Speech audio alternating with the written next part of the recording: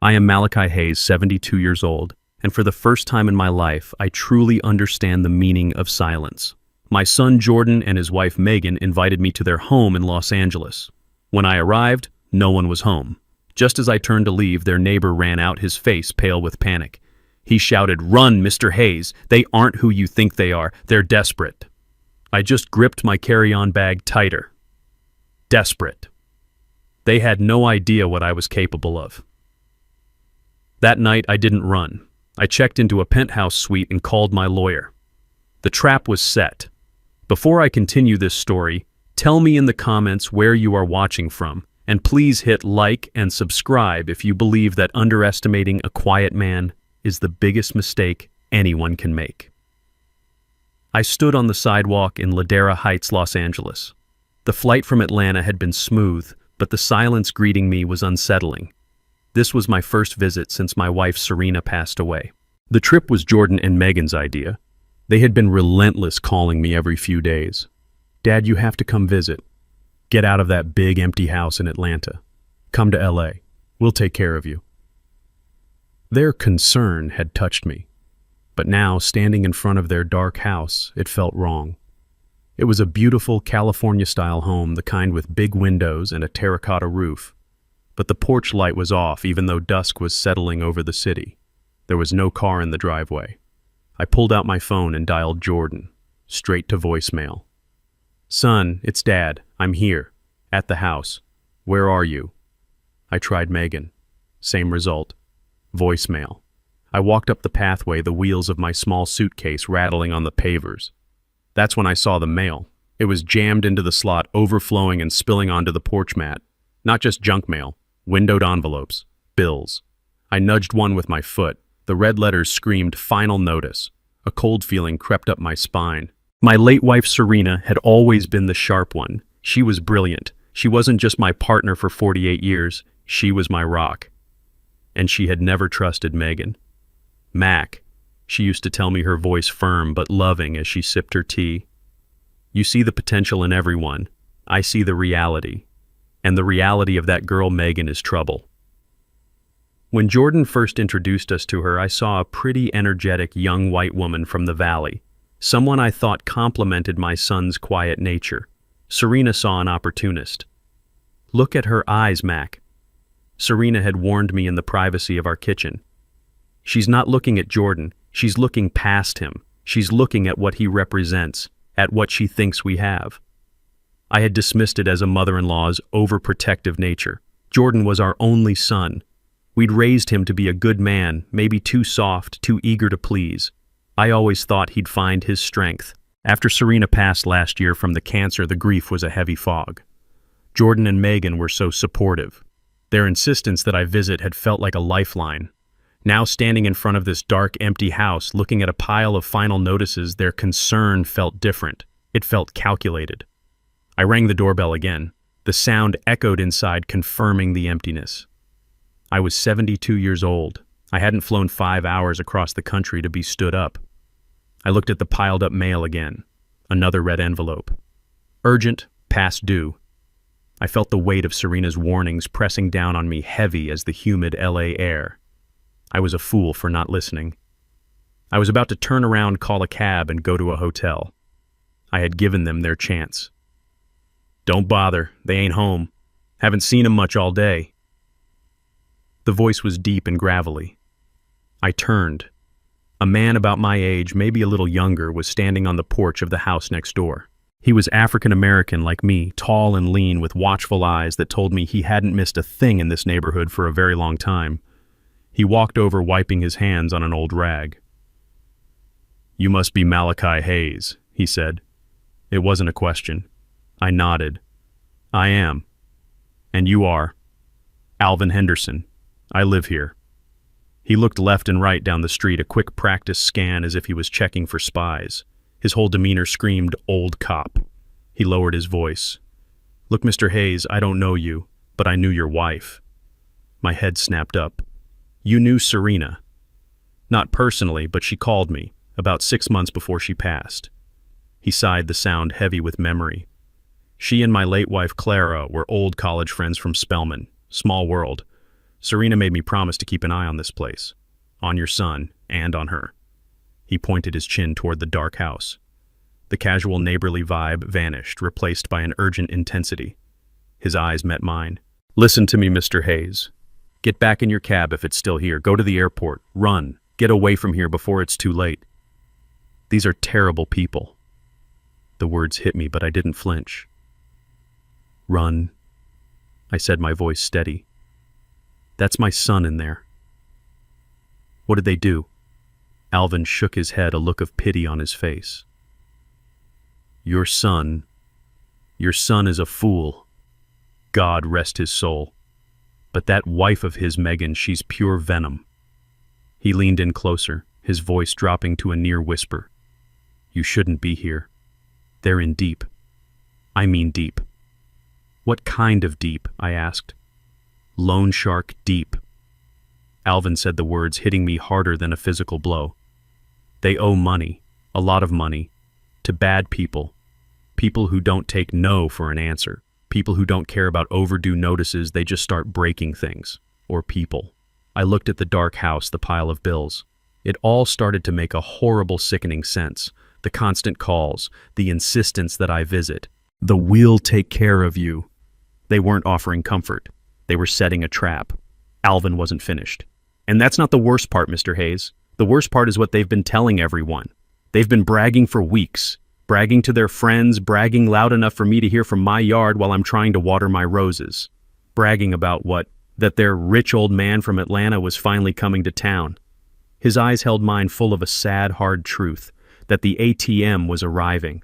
That all their problems were going to be solved. He looked at me with profound sympathy.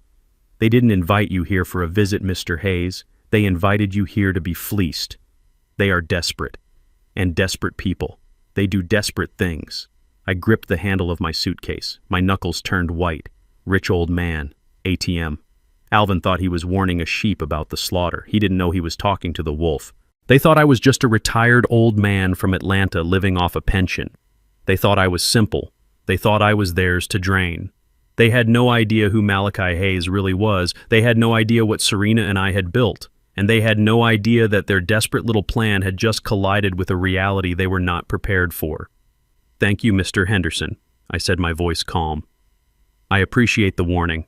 I think I'll go to that hotel after all." He nodded, looking relieved that I was taking his advice. "Good. Get out of here while you still can." I turned and walked to the curb. Desperate, I thought. You don't know the meaning of the word, but you're about to learn.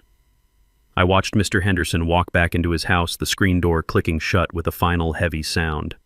I stood alone on the curb, the LA twilight fading from purple to a deep, bruised gray. I turned and looked at the house again. My house. Mr. Henderson's words echoed in my head. "Trying to sell it." A bitter, cold laugh almost escaped my lips. Sell it. How could they sell something that wasn't theirs? Jordan and Megan didn't know the truth. They couldn't. They had lived in this house for 10 years believing it was a generous gift, a symbol of their upward mobility. They saw it as an asset, a piece of their portfolio. They had no idea it was actually my anchor, my test. You see, this house, this 3-bedroom, 2-bath piece of prime Ladera Heights real estate was not in Jordan's name. It wasn't even in my name, not directly. It was owned by the Ladera Heights Trust, an entity I had established over a decade ago with myself as the sole trustee. I bought this house with cash, a simple investment in a booming market. When Jordan announced he was marrying Megan and they were struggling with LA rents, I made a decision. I told them they could live in the house, not as owners, but as tenants. Tenants who paid no rent. I thought I was giving my son a foundation, a head start. I never had growing up in Atlanta. I thought that by removing the burden of a mortgage, he could focus on his career, build his savings, become the man I knew he could be. I only asked them to do 2 things: pay the utilities and maintain the property as if it were their own. Looking at the overflowing mailbox and the cracked paver on the walkway, I could see they had failed at even that simple task. My wife Serena had warned me. Oh, how she had warned me. I could still hear her voice, sharp and clear as a diamond, cutting through my optimism. We were sitting in our study in Atlanta, the signed trust documents on my desk. "Mac, you are a brilliant architect, but you are a blind father," she had said, not unkindly, but with the weight of absolute certainty. You are giving that boy a castle, but you haven't taught him how to rule himself. I had argued with her. Serena, he just needs a little help, a stable home. She had shaken her head, her eyes sad. He doesn't need a stable home, Mac. He needs a backbone. And that girl Megan, she doesn't respect him. She will not build a life with him. She will build a life on top of him. You're not giving them a home. You're giving her a ladder, and she will kick him off it as soon as she's high enough. Her words were prophetic. I had ignored them, blinded by a father's hope. I wanted to believe my son was strong. I wanted to believe his wife loved him for who he was, not for what she thought he would inherit. Now, standing here, I felt the chill of that truth. Serena was right. I had made a terrible mistake. My generosity hadn't been seen as love, it had been seen as weakness. My silence hadn't been seen as humility, it had been seen as ignorance. They thought I was just a retired old man living off a modest pension. They had no idea about Hayes' architectural design. They had no idea about the buildings I'd designed that shaped the Atlanta skyline. They had no idea about the portfolios, the international properties, the accounts Serena and I had built over 48 years of disciplined, quiet work. I never wanted Jordan to be a rich kid. I wanted him to be a man. I wanted him to find his own way, to feel the pride of building something himself. So I lived simply. We lived simply. We drove practical cars. We lived in the same comfortable but not extravagant home in Atlanta for 30 years. We taught him the value of work, or so I thought. But I had given him the fruit without the labor. And now Megan was trying to sell the entire orchard. They're desperate, Henderson had said, desperate enough to try and sell a house they didn't own, desperate enough to use their rich old man as an ATM. The anger began to burn inside me. It was a cold, slow-burning anger, not the explosive kind, but the kind that builds pressure, the kind that powers engines. It wasn't just about the money, it was about the lie. It was about the profound, staggering disrespect. Not just for me, but for Serena's memory. I looked at the dark house one more time. The front door was locked, the windows were dark, but I knew where the spare key was. Serena and I had put it there ourselves years ago under the loosest stone by the back step, just in case. They were so busy planning to sell my house, they probably never even bothered to change the locks. I walked around the side of the house, my suitcase rolling silently on the grass. I found the stone. I reached under it. My fingers brushed against the cold, familiar metal of the key. I wasn't going to a hotel. I was going home. And then, just as my hand closed around the key, I heard the sound of a car engine. Headlights swept across the driveway. A late-model BMW I knew they couldn't afford pulled up to the curb with a smooth purr. The doors opened. Jordan and Megan stepped out. The show was about to begin. I retrieved the key from under the stone, my fingers tracing the cold metal. It was still there. Of course it was. People as careless and arrogant as Jordan and Megan would never think to check for something so simple. They were too busy planning grand deceptions to notice the small details. Just as I slid the key into my pocket, the headlights swept across the lawn. A low purring engine announced their arrival before the car. A sleek black BMW 7 Series glided to the curb. It was a car I knew for a fact Jordan could not afford on his salary, not even on his old salary. This was a car bought with borrowed time and someone else's money, Vinny's money. The doors opened. Jordan scrambled out. His suit rumpled, his face pale and drawn in the harsh street light. He looked like a man walking to his own execution. He saw me, then he saw Alvin Henderson disappearing back inside his own house, and he froze. He looked for all the world like a 12-year-old boy caught shoplifting. But Megan was a different animal entirely. She emerged from the passenger side like she was stepping onto a red carpet. Her dress was expensive, her hair perfect. She saw me. She saw Henderson's closing door, and her face tightened for just 1 second. Then the mask snapped into place. "Dad!" she exclaimed, rushing over her high heels, clicking aggressively on the pavement. Her smile was wide, bright, and utterly fake.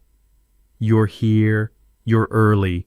We're so sorry, we just had to run out and grab groceries." Groceries. At 7:30 at night, dressed for a cocktail party in a $100,000 car. The lie was so blatant, it was almost insulting. There were no bags in her hands. She gave me a brittle hug that felt like gripping ice. "Thank you so much for keeping him company, Mr. Henderson," she called out loudly to the closed door next door, her voice dripping with venomous sweetness. It was a clear warning, a message sent. Jordan shuffled over, avoiding my eyes. Hey, Dad. Good to see you. Sorry we weren't here. The traffic was terrible. In a grocery store? I asked, playing confused. No, the traffic to the store, Megan chimed in smoothly, already unlocking the front door. Come on in, Dad. Let's get you settled. You must be exhausted from the flight. She bustled me inside. The house was cold. It smelled stale, like closed windows and anxiety. The mail I'd seen on the porch was now hastily swept onto a side table in the entryway, a chaotic pile of debt and final notices. The expensive sofa I had helped them buy as a wedding gift had a large, dark stain on one cushion. The whole place felt neglected, a stage set for a life they couldn't maintain. Megan was already in the kitchen, making a great show of pouring me a glass of water. I am just so embarrassed about Alvin, she said, her voice high and fluttering. You simply must not listen to a word he says. He's a lonely old man. He gets confused. He makes things up. Honestly, I think he's always been a little jealous of us, of this house. Jealous, I sat down heavily on the sofa, making sure to wince a little, playing the part of the frail, tired traveler. Jealous of what? The loan sharks, the impending foreclosure, the crushing weight of their own lies. He seemed very concerned. I said, my voice intentionally weak. He said, you were in trouble. Megan laughed. It was a sharp, brittle sound that didn't reach her eyes. Trouble? Oh, heavens, no. That's just Alvin. He probably saw us talking to a business associate and his imagination ran away with him. Jordan was pacing by the window, his back to us. He was checking his phone every 5 seconds, his thumbs swiping nervously. He was sweating. He hadn't said a real word to me yet. He was a puppet, and she was pulling every string. A business associate? I asked. Megan came over and sat on the coffee table, leaning in far too close. She placed her cold hand on my arm. Dad, Mac, you are family. We trust you. And the truth is, well, we're not in trouble. She smiled a conspiratorial, shining smile. We're on the verge of something huge. I watched her. I had seen this performance before in boardrooms right before a hostile takeover. Jordan, honey, stop pacing and come tell Dad the good news, she ordered. Jordan turned, forcing a smile that looked more like a grimace. Yeah, Dad, it's a big opportunity, a real estate deal. Megan took over, her voice dropping to a low, excited whisper. It's a once-in-a-lifetime kind of deal, Dad. A guaranteed flip. But the window is closing fast and we're just a little short on the liquidity. Liquidity. A $5 word to cover $1 million lie. I looked at Jordan. An investment I thought you were doing well at the firm, son. I knew from Henderson that Megan had been fired for embezzlement, but I needed to hear their version. Oh, I am, Dad. I am, Jordan lied, his voice cracking. This is just extra, a side project. Exactly, Megan said. But we need to secure our spot.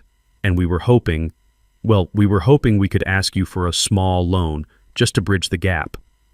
Here it was, the hook. The reason for the calls, the invitation, the fake smiles. The ATM was now open for withdrawals. I put on my most confused, elderly expression. I looked from her to Jordan. A loan? Oh, kids, I don't know, since Serena passed the pension, it's not what it used to be. I live a simple life, I don't have much liquid. Megan's smile tightened, just a fraction. I saw a flash of pure annoyance in her eyes. Oh, it's not much, Dad. Really, it's just, we just need $50,000. I let Jordan carry my single suitcase up the stairs. The guest room they showed me was small and a thin layer of dust covered the dresser. It was clear they hadn't expected me to stay.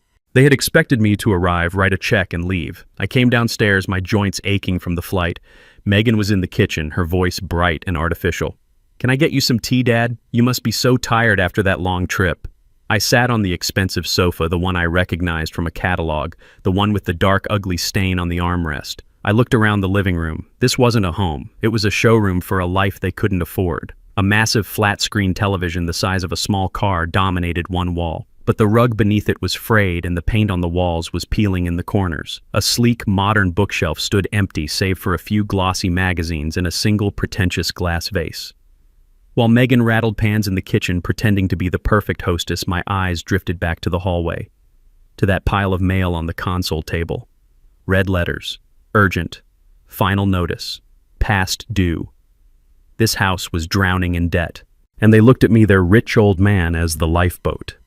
Megan returned holding a delicate teacup. It was one of Serena's. My wife had given it to them as a wedding present. Seeing it in Megan's hand felt like a violation. "Here you go," she said. "Be careful, it's hot." I thanked her, my voice quiet. Jordan hadn't moved. He was still standing by the window, his back to me, staring out into the darkness. He was a stranger. My son, the boy I had taught to ride a bike, the boy I had taken to baseball games, was gone. In his place was this nervous, hollowed-out man, a puppet waiting for his strings to be pulled.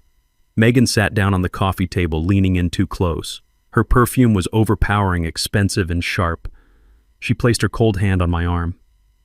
"Dad, Mac, I am just so glad we get to have this time together.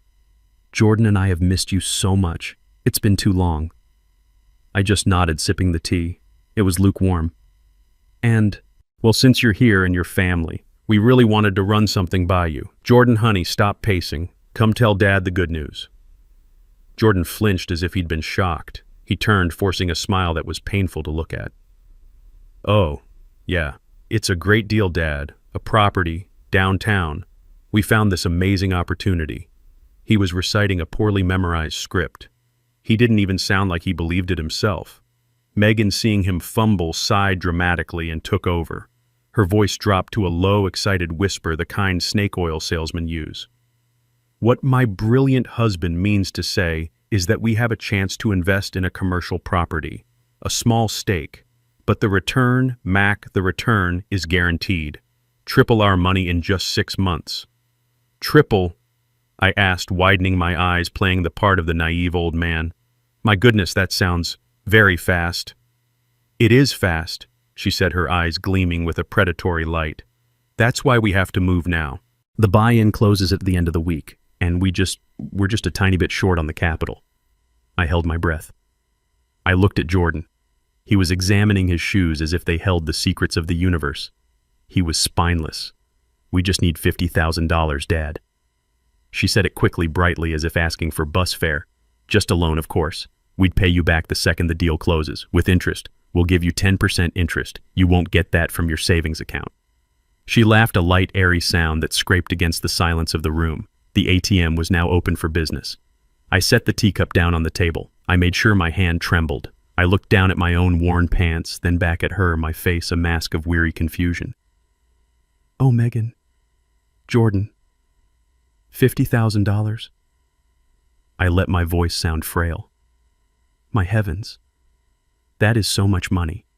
That's almost my entire year's pension." I looked at Jordan, a direct appeal to the son I used to know. "Son, I don't keep that kind of money just lying around. I'm retired. I live on a fixed income. Your mother, Serena, she handled all the investments, and since she passed, I've just been trying to keep the lights on in Atlanta." I let the lie hang in the air, a perfect, fragile bubble. I watched them. Jordan looked at the floor, his face pale with what looked like shame. He couldn't meet my eyes. But Megan, the mask of the loving daughter-in-law, didn't just slip. It shattered and fell to the floor. Her smile evaporated.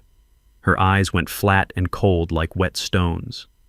The warmth she had been faking vanished so quickly it felt like a door slamming shut. She stood up abruptly, her movements jerky and angry. "Are you kidding me?" The words were sharp, not sweet. They were blades. I flinched, just as I was supposed to. "Kidding? No, dear. It's just 50,000. "Don't dear me," she snapped. Her voice was low and hard. She turned on Jordan. "Jordan, look at me." He looked up, terrified. She turned back to me, her arms crossed, her posture radiating pure contempt. "You're kidding. Jordan told me you were comfortable. He told me you had investments. He told me you had money saved up from your old job." "I have a little," I stammered, shrinking into the sofa. "A rainy day fund. But this isn't a rainy day, Megan. This is a risk. It sounds very risky." "A risk?" She laughed, that cold, brittle sound again. "It's a guarantee. But you wouldn't know about that, would you? Sitting in your dusty old house in Atlanta, living on your pension." She said the word pension as if it were a disease. She took a step toward me, looming over me. "Look, old man, I am not playing games here. Your son needs this. We need this. You can't just sit there on your rainy day fund and watch your only son fail, can you? After everything he's done for you. Everything he'd done for me." The absurdity of it almost made me break character. What had he done? Accept my free housing. Take my money for his wedding. What kind of father are you? She pushed, her voice rising, losing its careful control. He brought you out here. We're taking care of you, and you can't even help him with a simple loan. A loan he is entitled to. Entitled. There it was. The truth. The rot at the center of it all. Serena's voice echoed in my head as clear as if she were standing next to me. She will not build a life with him. She will build a life on top of him. My son, my weak, foolish son, hadn't just married her. He had been consumed by her. He had been hollowed out and filled with her ambition, her greed. And now, they were here to pick the bones. I had to see this through. I had to know just how deep the rot went. I need to think about it, I whispered. I clutched my chest just a little as if the stress was too much. It's all so sudden. $50,000. Megan threw her hands up in the air, a full dramatic teenage tantrum. Think about it. The deal closes on Friday. We don't have time for you to think about it. This is a yes or a no. Are you going to help your son or are you going to abandon him? Abandon him. The emotional blackmail was clumsy, but it was a hammer, designed to shatter the resolve of a frail, guilty old man. But she wasn't talking to a frail old man. She was talking to the man who had built a $30 million company from red clay and dreams. She just didn't know it yet. Please, dear, I said, my voice cracking just right. Don't pressure me. I'm tired. The flight was long. I need to rest. Can we talk about this tomorrow at breakfast? Megan stared at me, her jaw tight. I could see the calculations running behind her eyes. Was it better to push harder and risk breaking me or to regroup, let me sleep on it, and attack again in the morning? She finally let out a long, frustrated hiss of air. Fine, tomorrow. We'll talk at breakfast. She turned and stalked out of the room, her heels stabbing the hardwood floor. Jordan, come help me with our groceries. Jordan looked at me one last time. His eyes were wide, desperate. They were pleading. But what was he pleading for? Forgiveness? Or for the $50,000? I realized with a sickening lurch that I truly didn't know the answer. He turned and followed his wife, a shadow disappearing into the kitchen. I was left alone in the cold, dark living room, surrounded by the wreckage of their lies. The trap was set. They thought it was for me. They had no idea they were the ones who had been caught in it for the last 10 years. I lay in that dusty guest room bed for hours, my eyes wide open, staring at the shadows on the ceiling. The house was heavy with a toxic silence. Down the hall, I heard the muffled, angry whispers of my son and his wife. I couldn't make out the words, only the sharp, stabbing rhythm of her voice and the low, defeated rumbles of his. Around midnight, the whispering stopped. A door closed too firmly. Silence. I waited another 30 minutes. My mind was clear, cold, and precise. The frail, confused old man they wanted to see was gone, replaced by the man Serena had married. I slipped out of the bed, my joints protesting, but my will was iron. I carried my shoes in one hand. I moved down the dark hallway, my feet silent on the carpet. I crept down the stairs, each step a calculation. The house was dark. I didn't bother with the front door. I went to the back through the kitchen. The back door lock wasn't even engaged. Careless. I crossed the damp, patchy lawn, the cold grass soaking my socks. Alvin Henderson's house was the opposite of theirs. A single dim light was on in his living room, a beacon of order. He opened the door before I even had a chance to knock, as if he had been waiting. "Get in," he whispered, pulling me quickly inside and locking the deadbolt behind us. His living room was immaculate. Books were organized on the shelves. The furniture was old but spotless. This was the home of a man who understood discipline. He handed me a glass of water. His hands were steady as rock. "You look like you've seen a ghost," he said, sitting across from me. I took a long drink. My own hands were shaking, but not from fear. It was rage. "They want $50,000. They say it's for a guaranteed real estate investment." Alvin let out a short, harsh laugh that held no humor. 50,000. He shook his head, a look of profound pity on his face. 50,000 is what they hope will silence the shark for a week. That's not the investment, Mr. Hayes. That's the interest. The glass in my hand stopped halfway to my mouth. Interest? He nodded, his face grim. "I told you I hear things.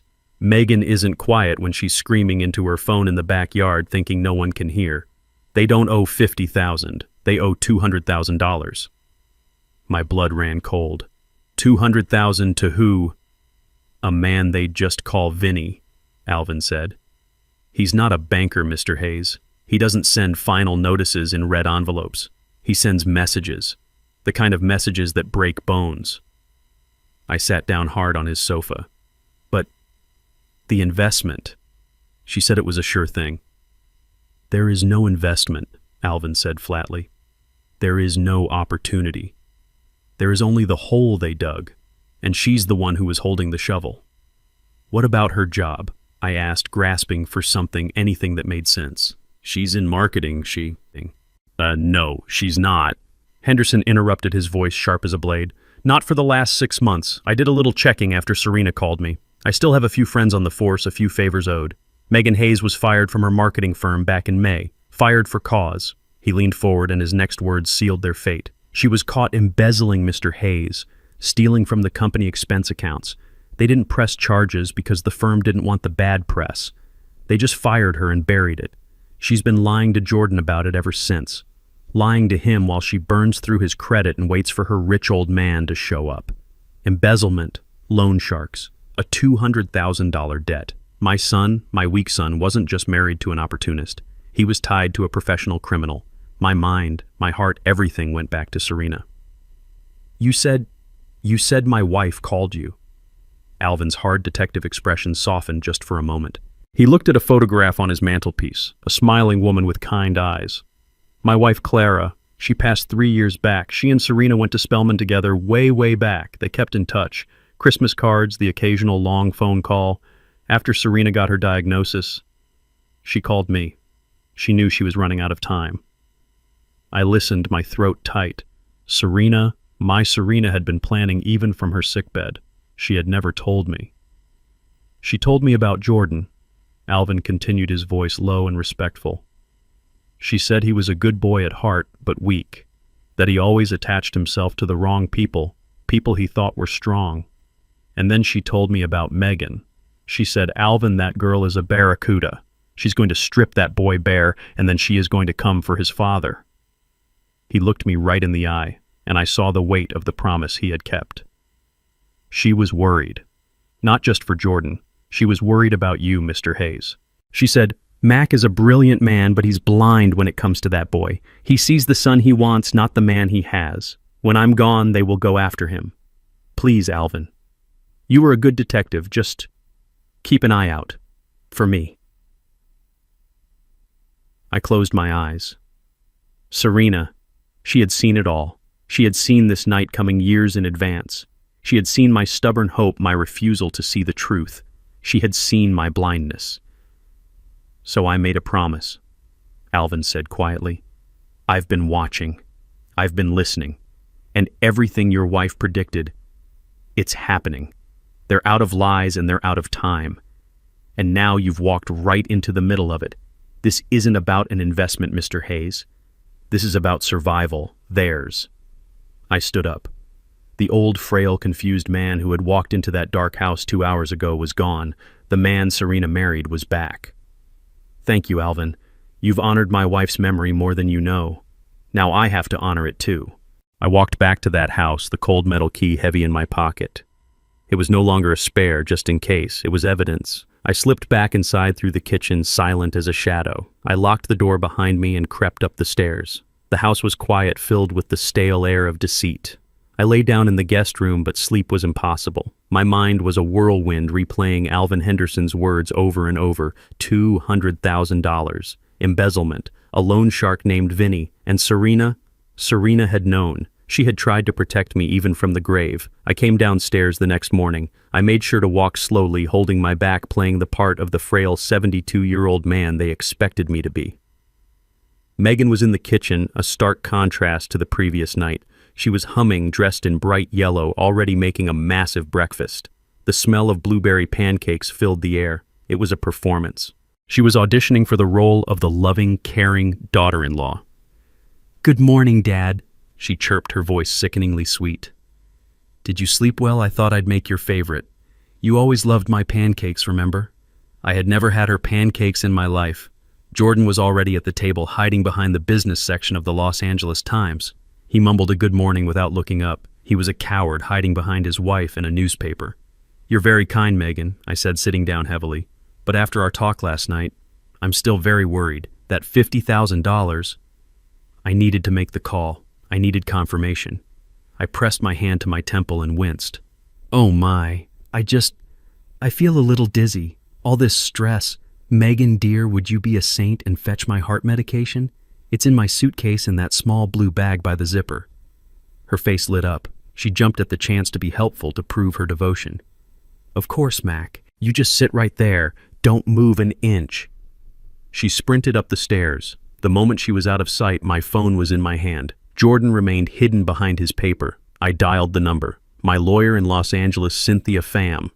Cynthia wasn't just a lawyer. She was a surgeon. She didn't argue cases. She dissected them. She picked up on the second ring.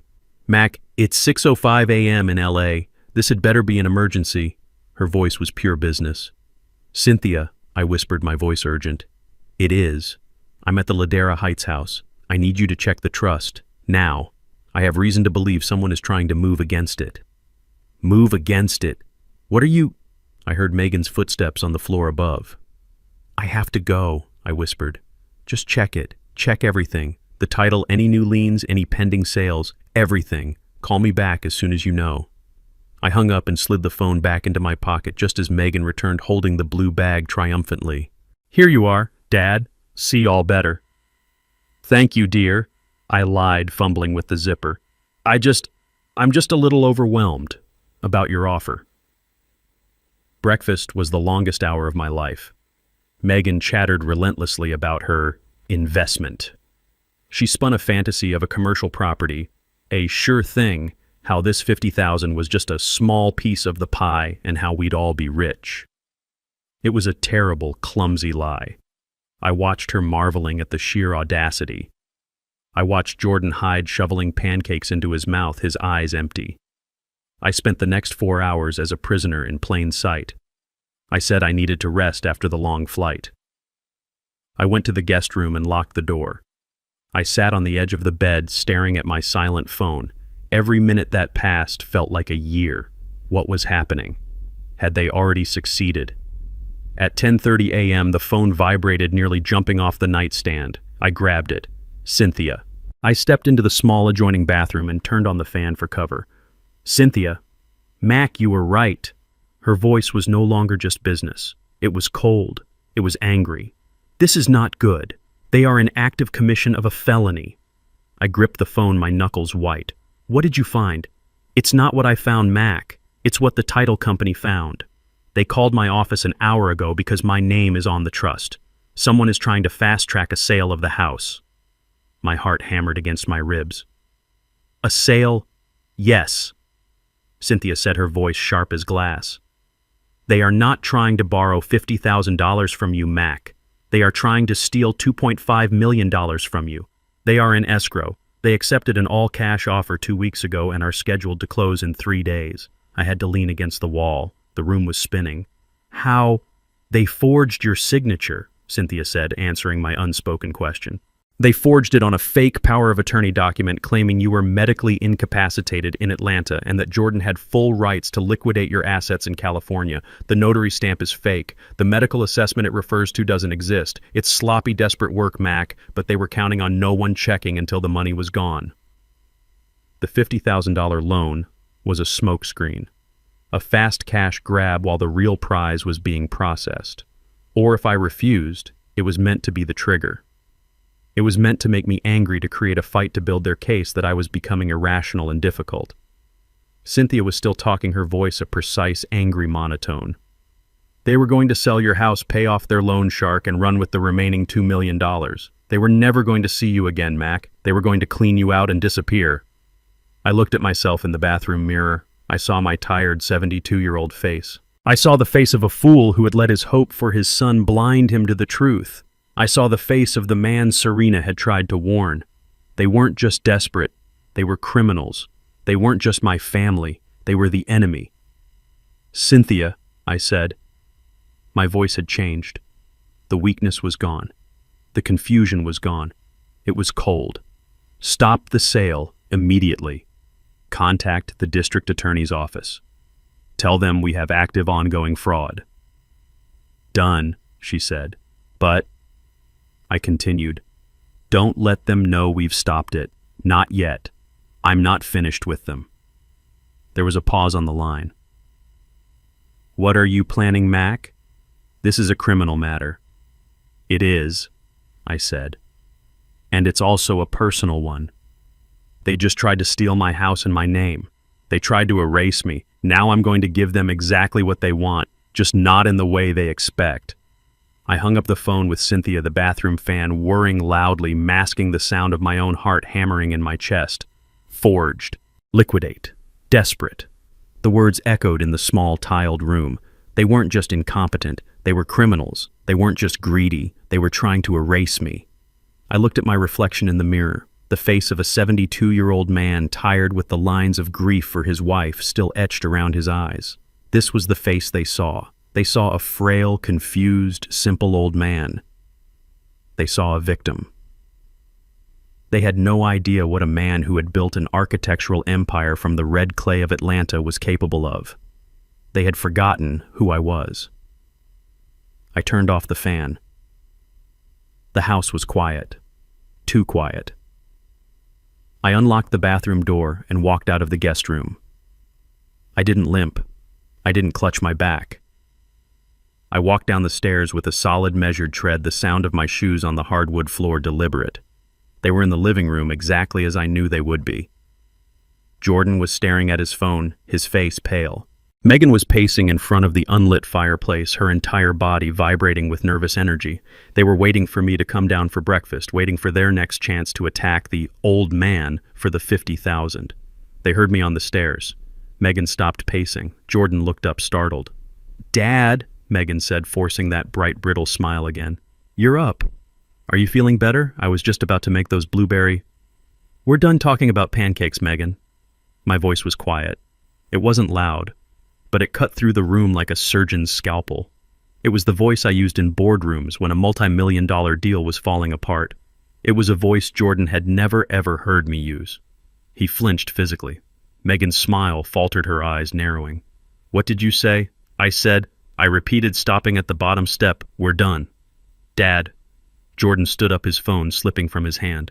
"What's wrong? You look—" "I just got off the phone with my lawyer," I said, my gaze locked on Megan. I watched the blood drain from her face. Jordan looked like he was going to be sick. "Your lawyer," Megan stammered. She was trying to regain control. "Why did you decide about the 50,000? Because if you need to wire it, I have the account information right here." "No," I said. "We weren't discussing your $50,000 lie. We were discussing this." I gestured around the room. "We were discussing my house, the one you are actively trying to sell behind my back." The silence that followed was absolute. It was heavy and sharp like a block of falling glass. Jordan made a small choking sound and sank back into his chair, his head in his hands. But Megan didn't crumble. She ignited. The mask of the loving daughter-in-law didn't just fall, she ripped it off and threw it to the ground. Her face, moments before painted with fake concern, contorted into a mask of pure reptilian rage. "Your house," she hissed. The word was venom. "Your house. We have lived in this dump for 10 years. We fixed it up. We made it livable. We put our lives into this place while you did nothing. You've lived here for free, Megan," I stated calmly, which only made her angrier. "You haven't paid a dime in rent. You were asked to maintain the property. And from what I see, you failed at that too." "How dare you?" she shrieked, her voice cracking. "How dare you come in here and judge us? Jordan is your son. This house belongs to him by right. It belongs to us. You are a selfish, senile old fool." "It belongs," I said, my voice dangerously quiet, "to the Ladera Heights Trust, of which I am the sole trustee. You are and have always been tenants, and your lease is about to be terminated." "Tenants?" she screamed. The words seemed to break her. "You... tenants!" She whirled on Jordan, who was cowering in his chair. "Jordan, are you going to let him talk to me like that? Are you going to let him do this to us? Say something? Do something?" Jordan was frozen, his hands shaking, unable to look at either of us. "Megan, please, let's just calm down. We can talk about this." "Calm down," she shrieked, advancing on him. "He's trying to ruin us. He's trying to destroy us. After everything we've done, After we've been waiting all this time." She turned back to me, her eyes wild, her face red. "You owe us this. You owe us." She lunged at me. It wasn't a small push, it was a full-bodied shove. Her hands slamming into my chest. I saw it coming. I had counted on it. I had spent the last 2 hours while they slept planning this very moment. I saw the small rolled edge of the oriental rug she had kicked aside in her rage. It was positioned perfectly. I didn't resist the push. I let my body go with it. I combined her momentum with my own planned, deliberate stumble. My foot caught the edge of the rug perfectly. Time slowed down. I twisted as I fell, protecting my head, but aiming my shoulder just as I had rehearsed in my mind.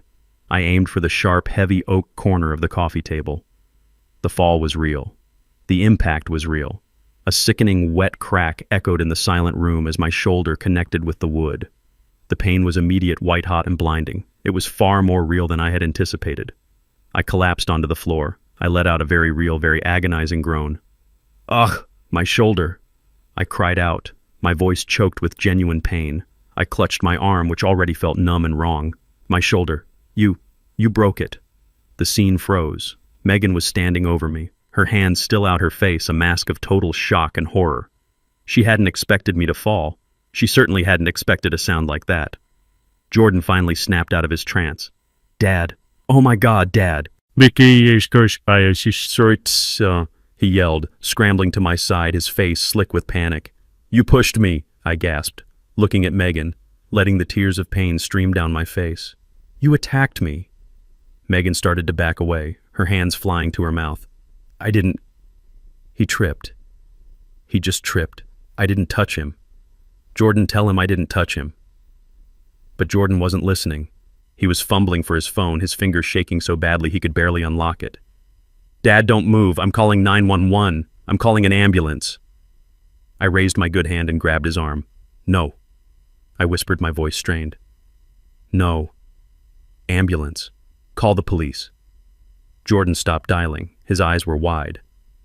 "The police. Dad, it was an accident. She didn't mean..." "She pushed me, Jordan," I said, locking eyes with my son. The pain gave my voice a terrible clarity. "Your wife. She assaulted me. I want her arrested."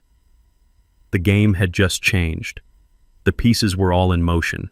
And now I had exactly what I needed: a documented assault, a 911 call, and a guaranteed trip to the hospital where I would be safe from them and free to bring in my lawyer, my allies, and the full weight of the truth. The bright, sterile lights of the emergency room bay at Cedars-Sinai were blinding, humming a high-pitched, indifferent note above me. I lay on the gurney, the thin sheet scratching my skin.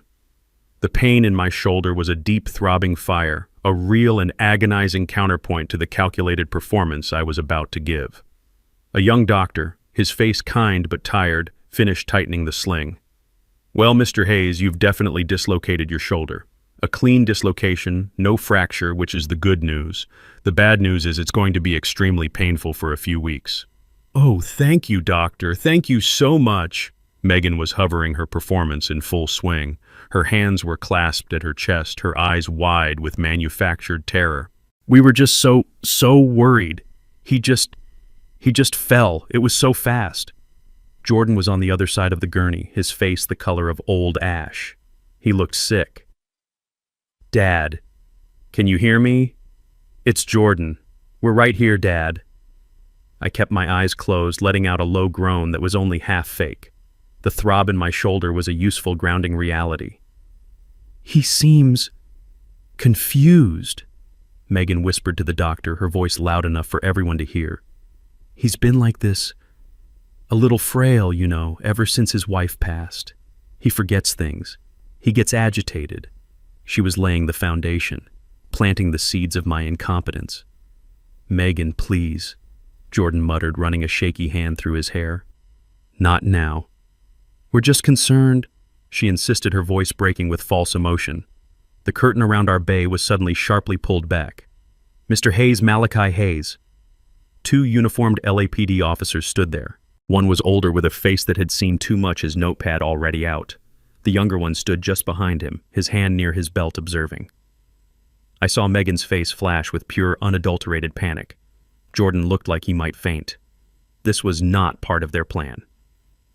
"Officer," Megan said, recovering instantly, stepping between me and the police. "What is this? Is something wrong?" The older officer, Diaz, ignored her. He looked straight at me on the gurney. "Sir, we received a 911 call reporting a possible domestic disturbance at your son's residence. The caller specified potential elder abuse." Alvin Henderson, that magnificent, glorious man, he hadn't just called the police. He had used the magic words, the legal, fire-starting, irreversible words. Elder abuse. Megan let out a sound, a high-pitched laugh that was almost a scream. "Elder abuse. My goodness, no, officer, you don't understand. This is my father-in-law. He had an accidental fall. We've been telling the doctor. He's confused. He tripped on a rug." The caller, a Mr. Alvin Henderson, stated he heard a violent argument. Officer Diaz continued, his voice a flat monotone, reading from his notes. He said he heard a female voice screaming, quote, "You owe us," and "selfish old fool," followed by a loud crash and a man crying out in pain. Megan's face went white, then red. "Mr. Henderson, that old man is senile. He's a neighborhood pest. He's always making up stories. He's confused. We were just having a loud discussion about dinner. He must have misunderstood." "We'll need to speak to Mr. Hayes," the officer said, finally looking at Megan. "Alone. But he's in pain. He's on medication," Megan protested. The doctor, who had been quietly observing, stepped forward. "He's only had a local anesthetic for the relocation. He is perfectly lucid." Lucid. The word hung in the air, a direct contradiction to Megan's narrative. The officer nodded at the doctor, then looked at Megan. "Ma'am, please wait outside the curtain." "But I'm his family. Ma'am, now." The officer's voice had steel in it. Megan's eyes darted between me, Jordan, and the officer. She was trapped. She shot me a look of pure, murderous hatred before grabbing Jordan's arm. "Fine. Come on, Jordan. We'll wait outside. Dad, just tell them it was an accident like we discussed." She was still trying to give me the script. She dragged Jordan out and the curtain swished shut. It was just me and the two officers. Officer Diaz pulled a small stool over and sat next to my gurney. His partner stood by the opening. "Mr. Hayes," Diaz said, his voice much softer now. "Take your time. We're not in a hurry. Can you tell us in your own words what happened today? This was it. The entire plan balanced on this moment." I slowly, painfully opened my eyes. I winced as a jolt of real pain shot through my shoulder. I let the pain show on my face. I let the tears that welled up, tears of rage, of betrayal, of agony, roll down my temples into my hair. She... I licked my dry lips. I looked at the officer, trying to project total, heartbreaking vulnerability. "Take your time, sir. They wanted money," I whispered, my voice cracking. "A lot of money. $50,000. I told them I didn't have it. That I'm just on a pension, that Serena, my wife, she's gone, and..." I let my voice break. The officer nodded, writing. "And what happened then, Mr. Hayes? Megan, she got so angry." I looked at the officer, my eyes pleading. She called me names. She said I was a selfish old man. She said I owed them, that Jordan was entitled. I took a shaky breath. I just told her I couldn't. I told her I had to think about it, and she just snapped. "What did she do, Mr. Hayes?" I closed my eyes as if reliving the horror. "She pushed me. She screamed, 'You owe us,' and she shoved me hard. I'm 72 years old. I couldn't keep my balance. I fell. I hit the coffee table. I heard it crack." I started to shake. It wasn't hard to fake. The memory of the impact was still fresh. Officer Diaz stopped writing. He looked at his partner. His partner looked back. Suddenly the curtain was ripped open. Megan stood there, her face a mask of fury. She had clearly been listening from the other side. "He's lying." Her voice was a shriek that echoed through the ER bay, making a nearby nurse jump. "He's lying. He fell. He's confused. He tripped on the rug." Officer Diaz stood up slowly, calmly placing himself between Megan and my gurney. "Ma'am, I asked you to wait outside." "You can't believe him," she screamed, pointing a trembling finger at me. He's senile, he's paranoid, he's been like this ever since his wife died. He's making it all up. Jordan, tell them. Tell them he's been confused. Jordan was standing behind her, his face completely bloodless. He looked like a ghost. "Ma'am, you need to calm down," Officer Diaz said, his hand moving toward his belt. "I will not calm down," Megan shrieked. "You are being manipulated by a senile old man. He's the one who's abusive. That's enough," Officer Diaz said. His voice was now pure ice. "You are interfering with a police investigation. Either you step outside or I will arrest you for obstruction." The threat finally landed. Megan stared at him, breathing heavily, her chest heaving. She looked at me on the gurney, and the hatred in her eyes was so pure, so potent, it was almost stunning. She turned, grabbing Jordan by the arm again. "This is ridiculous. We're getting a lawyer." She stormed out, dragging her puppet son behind her. Officer Diaz watched her go. He turned back to me, his expression grim. "Mr. Hayes," he said, "I think we need to have a serious talk about your living situation, and I think we need to get a protection order in place, right now." Officer Diaz and his partner left the bay. The younger officer pulled the blue curtain shut, but it felt less like a shield and more like the curtain on a stage marking the end of Act 1. I lay on the gurney, the throbbing in my shoulder a dull, angry fire. The doctor had been precise. A clean dislocation. He had reset it, a moment of sharp, blinding agony, and now I was immobilized in a sling, the victim of my own plan. I had done it. I had the police report. I had the official documented event of an assault. I had a temporary restraining order being processed against Megan, which would legally remove her from my house. My house. I almost smiled. The pain was a small price to pay for control. The emergency room was a symphony of chaos outside my curtain.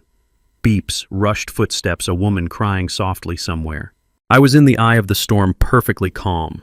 I had my phone, which I had palmed during the fall, tucked safely under the thin hospital pillow. Cynthia was moving. The DA's office was being alerted. The fraudulent sale of my house was frozen. I was safe. They were trapped. Then the curtain ripped open. It wasn't a nurse. It wasn't the doctor. It was Jordan. His face was a mask of pure, primal terror. His skin was gray, his eyes wide and bloodshot. He looked like he hadn't breathed in an hour. "Jordan," I started to say, my voice still weak. "The police. They said you couldn't." "He made us," Jordan stammered. He was shaking, his hands held up as if to ward off a blow. Megan was right behind him, her mask of rage gone replaced by the same raw panic as her husband. She stumbled into the small bay, her expensive dress now rumpled. And then a third man entered. He ducked slightly to clear the curtain rod. He was not what I expected. He wasn't a large, scarred thug. He was immaculate. He wore a dark gray Italian suit that probably cost more than Jordan's car. His shoes were polished to a mirror shine, a silver tie, a crisp white shirt. He looked like he should be on the cover of Forbes. But his eyes were ancient calm and held an absolute, terrifying stillness. "Mr. Malachi Hayes?" he asked. His voice was smooth, cultured, with just a hint of a New York accent. I didn't answer. I just watched him. He smiled, a thin, polite gesture that didn't touch his eyes. "I'm Vinny, a business partner of your son's." He glanced at Jordan and Megan, who were pressed against the wall by the sink as if trying to merge with the drywall. They were kind enough to escort me back here. They were insistent. "The police," I whispered, playing my part. "They said a restraining order." "Ah, yes, the police," Vinny said, as if discussing a minor inconvenience like the weather. "A clumsy solution to a clumsy problem." He pulled the small visitor's stool over the one Officer Diaz had just used and sat down. He crossed his legs perfectly at ease. "That looks painful," he said, gesturing to my sling with his chin. "A domestic dispute, I'm told, messy." He leaned forward, placing his manicured hands on his knees. "Look, Mr. Hayes, I hate hospitals. They smell like antiseptic and failure. Let's be quick." He turned his gaze to Jordan. Jordan visibly flinched. "Jordan," Vinny said softly, "you've been avoiding my calls. I don't like being avoided. It makes me feel unappreciated." "Vinny, I swear I was going to call you today," Jordan whispered, his voice cracking. "We just hit a snag, but we have the money. We have it." "You had it." Vinny corrected him, still in that calm conversational tone. Or more accurately, you thought you had it. He looked at Megan. Her breathing was fast and shallow. You, my dear, you have been very, very sloppy. You told me the house sale was a sure thing. You said it was closing on Friday. My associate did some checking this morning. The sale is frozen. There is a fraud investigation. The title is in dispute. Megan and Jordan just stared stunned into silence. He knew. Of course he knew. A man like this would never advance $200,000 without collateral, or in this case, without the promise of collateral. Vinny turned his full, undivided, terrifying attention back to me. So this is our new reality, Mr. Hayes. I don't understand. I lied, my voice trembling. What is this about? What money? Vinny smiled. Please, let's not. Your son and daughter-in-law here borrowed $200,000 from me. They signed a contract. They secured the loan against you. Me. Yes, you. The rich old man from Atlanta. The ATM, as your charming daughter-in-law apparently calls you. My feigned confusion didn't have to be faked. How did he know that he must have had them followed or bugged? This man was not a simple thug. He was a professional. They promised me, Vinny continued, that when you arrived in Los Angeles, you would settle the account. They promised me you would sign the papers. They promised me you would pay. Well, Mr. Hayes, you are here. He let the words hang in the air, heavy and toxic. Megan finally found her voice. It's just a misunderstanding. We will get you the money. The house. It's just a legal snag. We'll fix it. Vinny looked at her. You will fix nothing. You are incompetent. And you lied to me. I despise liars. He stood up, smoothing the front of his perfect suit. He looked back at me on the gurney. So here is the new arrangement. The children's table is closed. I am now talking to the adults. Your son's debt, Mr. Hayes, is now your debt. He made it your debt when he used your good name as collateral, and I am not a patient man. I told them, I whispered the picture of a terrified old man. I'm on a pension. I don't have $200,000. Vinny's smile never wavered, but his eyes went completely dead. That is unfortunate, because I don't believe you. And even if I did, I don't care. I was told they were selling the house. It seems you are the actual owner. So the original plan stands just with a new signatory. He took a step closer to the gurney. You have 48 hours. I held my breath. 48 hours? Or what? Vinny smiled. He reached out and gently, almost tenderly, patted my good arm. Or what? He repeated softly. Let's just say, this hospital, these excellent doctors, Officer Diaz, none of them will be able to help you. He leaned in his voice, a chilling whisper that only I could hear. A dislocated shoulder will feel like a fond memory. I will not be as clumsy as your daughter-in-law. I will finish the job. Do you understand me? I couldn't speak. I just stared into his lifeless eyes. I understood perfectly. This man was not planning to break my bones. He was planning to end my life. He straightened up his public persona back in place. I'll be in touch. He nodded politely to the room at large and walked out, his footsteps silent on the linoleum floor. He left Jordan and Megan in the room, frozen in a new kind of hell. They were no longer in charge. They were no longer the predators. They were just trapped between the police, a loan shark, and me. A long, terrible silence filled the bay. Jordan was the first to break. He stumbled forward and fell to his knees by my gurney, burying his face in the thin hospital sheet. Dad, he sobbed, his voice muffled. Dad, please, please, you have to help us. He's going to kill us. Please, Dad, you have to pay him. Megan, however, was already regrouping. I saw the terror in her eyes being replaced by a new, desperate calculation. She looked at Jordan sobbing on the floor, and then she looked at me. Her expression was hard. He's right, Mac, she said, her voice low and shaking but regaining its steel. This is a mess, but you heard him. He thinks you have the money. You're the only one who can fix this. You have to pay him. The police wanted to arrest her. The loan shark wanted to kill her. And her only solution was to demand that I pay her way out. The sheer magnificent audacity of it was almost beautiful. This was the moment to set the final trap. Vinny left the room. The silence he left behind was thick and suffocating, heavier than any sound. Jordan was a crumpled heap on the floor, his face buried in the thin hospital sheet of my gurney, his shoulders shaking with silent, pathetic sobs. "Dad, please, he's going to kill us. Please, you have to help us." Megan was pressed against the far wall as if trying to physically push herself through it. Her face was chalk white, her eyes wide with a terror that was for the first time completely genuine. She was breathing in short, shallow gasps. She looked at her sobbing husband on the floor, then at me.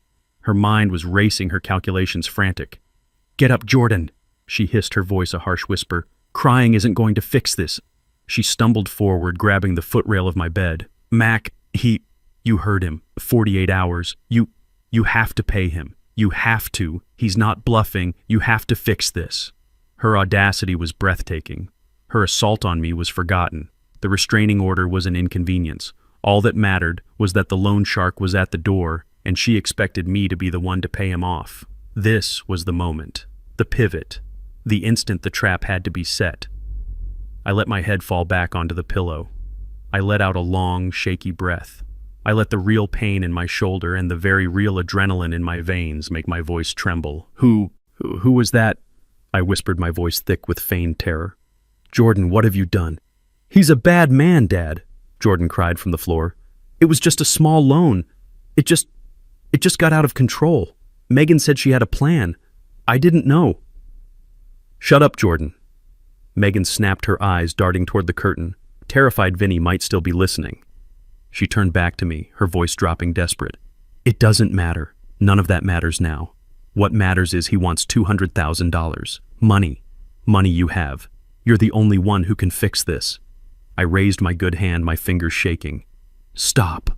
My voice was a broken whisper. "Please, just stop talking. Both of you." They froze. The only sound was Jordan's hitched breathing. I squeezed my eyes shut. I let the real tears in my eyes, tears of pure cold rage, spill over. But they didn't see rage. They saw fear. They saw a broken old man. "Okay," I whispered. The word was so quiet, Megan leaned in closer. "What did you say when you—" I said, "Okay." I said a little louder. I opened my eyes and looked at them. I let them see the defeat. I let them see the terror. "You win. You all win. I can't fight him." I looked at my bandaged arm, at the IV tube in my hand. "I'm 72 years old. I'm tired. I just wanted a quiet visit. I just wanted to see my son. And now, that man, he wasn't lying, was he? He meant it." Jordan scrambled to his knees. "Dad, you'll pay him. You'll help us." Hope dawned on his tear-streaked, pathetic face. Megan's eyes narrowed. She wasn't convinced. She was a predator, and predators are always suspicious of prey that gives up too easily. "Just like that," she said, her voice sharp. "You're just going to pay him. After all this, what choice do I have?" I snapped, letting a flash of panicked anger show. "Did you see his eyes? Did you hear him? He'll kill me. He'll kill us all. I don't want to die in a hospital in Los Angeles over your debts." The performance was working. My fear of Vinny was the key. It was the only thing that would make my surrender believable. "But your pension," Megan stammered, still testing. "You said you didn't have $50,000. "I lied." I shouted, the force of it sending a jolt of white-hot pain through my shoulder. I cried out, clutching the sling. I lied. Of course I lied. I have money from Serena, from the company. I have savings. I didn't want you to know. I didn't want anyone to know." I let my head fall back, exhausted. I was saving it. For my retirement. For emergencies. And now he knows. Vinny. He knows I have it. He said he'd finish the job. That was it. That was the phrase that sealed it. The suspicion in Megan's eyes evaporated, replaced by a dazzling, triumphant, greedy gleam. She had been right all along. The ATM was loaded. The old man was rich. She had won. "Oh, Dad," she cooed, her voice instantly shifting back to that sickening sweet syrup. She rushed to my side. "You are going to help us. Oh, thank you, Mac. I knew you would." I knew you loved Jordan too much to—" She reached out to hug me. "Don't!" I yelled, recoiling, pushing away with my good arm. "Don't you touch me!" She pulled back, her face a mask of wounded innocence. "I was just thanking you. And the house," Jordan said, his voice shaky but gaining strength. He was already moving on to the next prize. "Vinny said he'd take the house." "He can't take the house if I pay him," I growled. "But I'm done with it. I'm done with Los Angeles. I'm done with this." I waved my good hand at both of them. "You can have the house too." If I thought they were shocked before, it was nothing compared to this. They stared, mouths open. "What?" Jordan whispered. "Have it," I said, my voice heavy with fake exhaustion and disgust. "Sell it. Live in it. I don't care anymore. I want to go home to Atlanta. I want to be left alone. I want this to be over. You take the house. You pay your own bills from now on. You deal with your own lives. Just get Vinny out of mine." Megan's mind was racing. I could practically hear the click, click, click of her thoughts. The debt paid and they get the house. It was the jackpot. It was total victory. "Okay," she said, trying to sound calm, but her voice was vibrating with excitement. "Okay, Mac. So, how do we do this? Do you write us a check? A wire transfer?" I let out a harsh, bitter laugh. "A check. To you after you lied to me for 6 months, after you tried to sell my house behind my back, after you assaulted me." Their faces fell. The jackpot was just out of reach. "No," I said, my voice flat. "I'm not a complete fool. I'm not giving you one single dime." "But Dad," Jordan pleaded. I interrupted him, my voice like steel. "I will pay Vinny. Directly. I am not giving you $200,000 so you can just run off with it and leave me here to deal with him." This I knew would make perfect sense to them. It fit my new character, the terrified old man, cornered but not stupid. "Okay," Megan agreed instantly. Too quickly. "That's fine. We'll give him your number. You can wire it to his account. We can—" "No," I said, my voice firm. "I'm not doing this on the phone. I'm not doing this with wire transfers. I am not doing this in a dark alley. I am a 72-year-old man who was just assaulted. This will be done my way, the right way, or it won't be done at all." "What way is that, Dad?" Jordan asked, desperate now. "We will do this in a safe place. We will do this tomorrow morning. We will go to my lawyer's office." Megan's face soured. "Your lawyer? Why, that will just complicate things. Let's just go to the bank." "Because I'm not just paying him, Megan," I said, staring her down. "I am signing over the house to you, and I am signing a document that says I will not press charges against you for this." I pointed to my sling. "And in return, I want Vinny to sign a document in front of witnesses saying this debt is paid in full. I want this over. All of it. Legally, cleanly, no loose ends."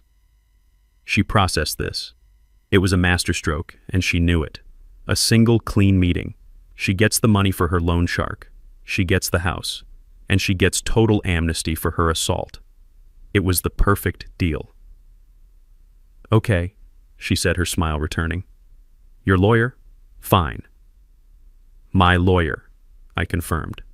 "Her name is Cynthia Pham. Her office is in Century City. We will be there at 10 a.m. sharp." "And Vinny?" Jordan asked, his voice trembling. "You call him," I commanded. "You tell him to be there. Tell him Malachi Hayes wants to settle the account in person in his lawyer's office where there are witnesses. Tell him I will have a certified check for $200,000. Megan was already pulling out her phone, a hungry, triumphant smile spreading across her face. "He'll be there," she said. "Don't you worry, Dad. He will definitely be there." "Good," I said, letting my eyes flutter close, sinking back into the pillow. "Good. Now, please leave. I need to rest. I have a very long, very expensive day tomorrow."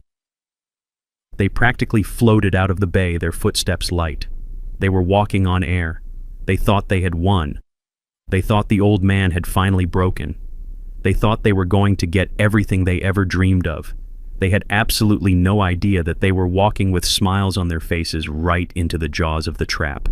They were about to meet the real Malachi Hayes. I lay in the semi-darkness of the hospital bay, the curtain drawn, creating a small, quiet world of sterile white and beeping machinery.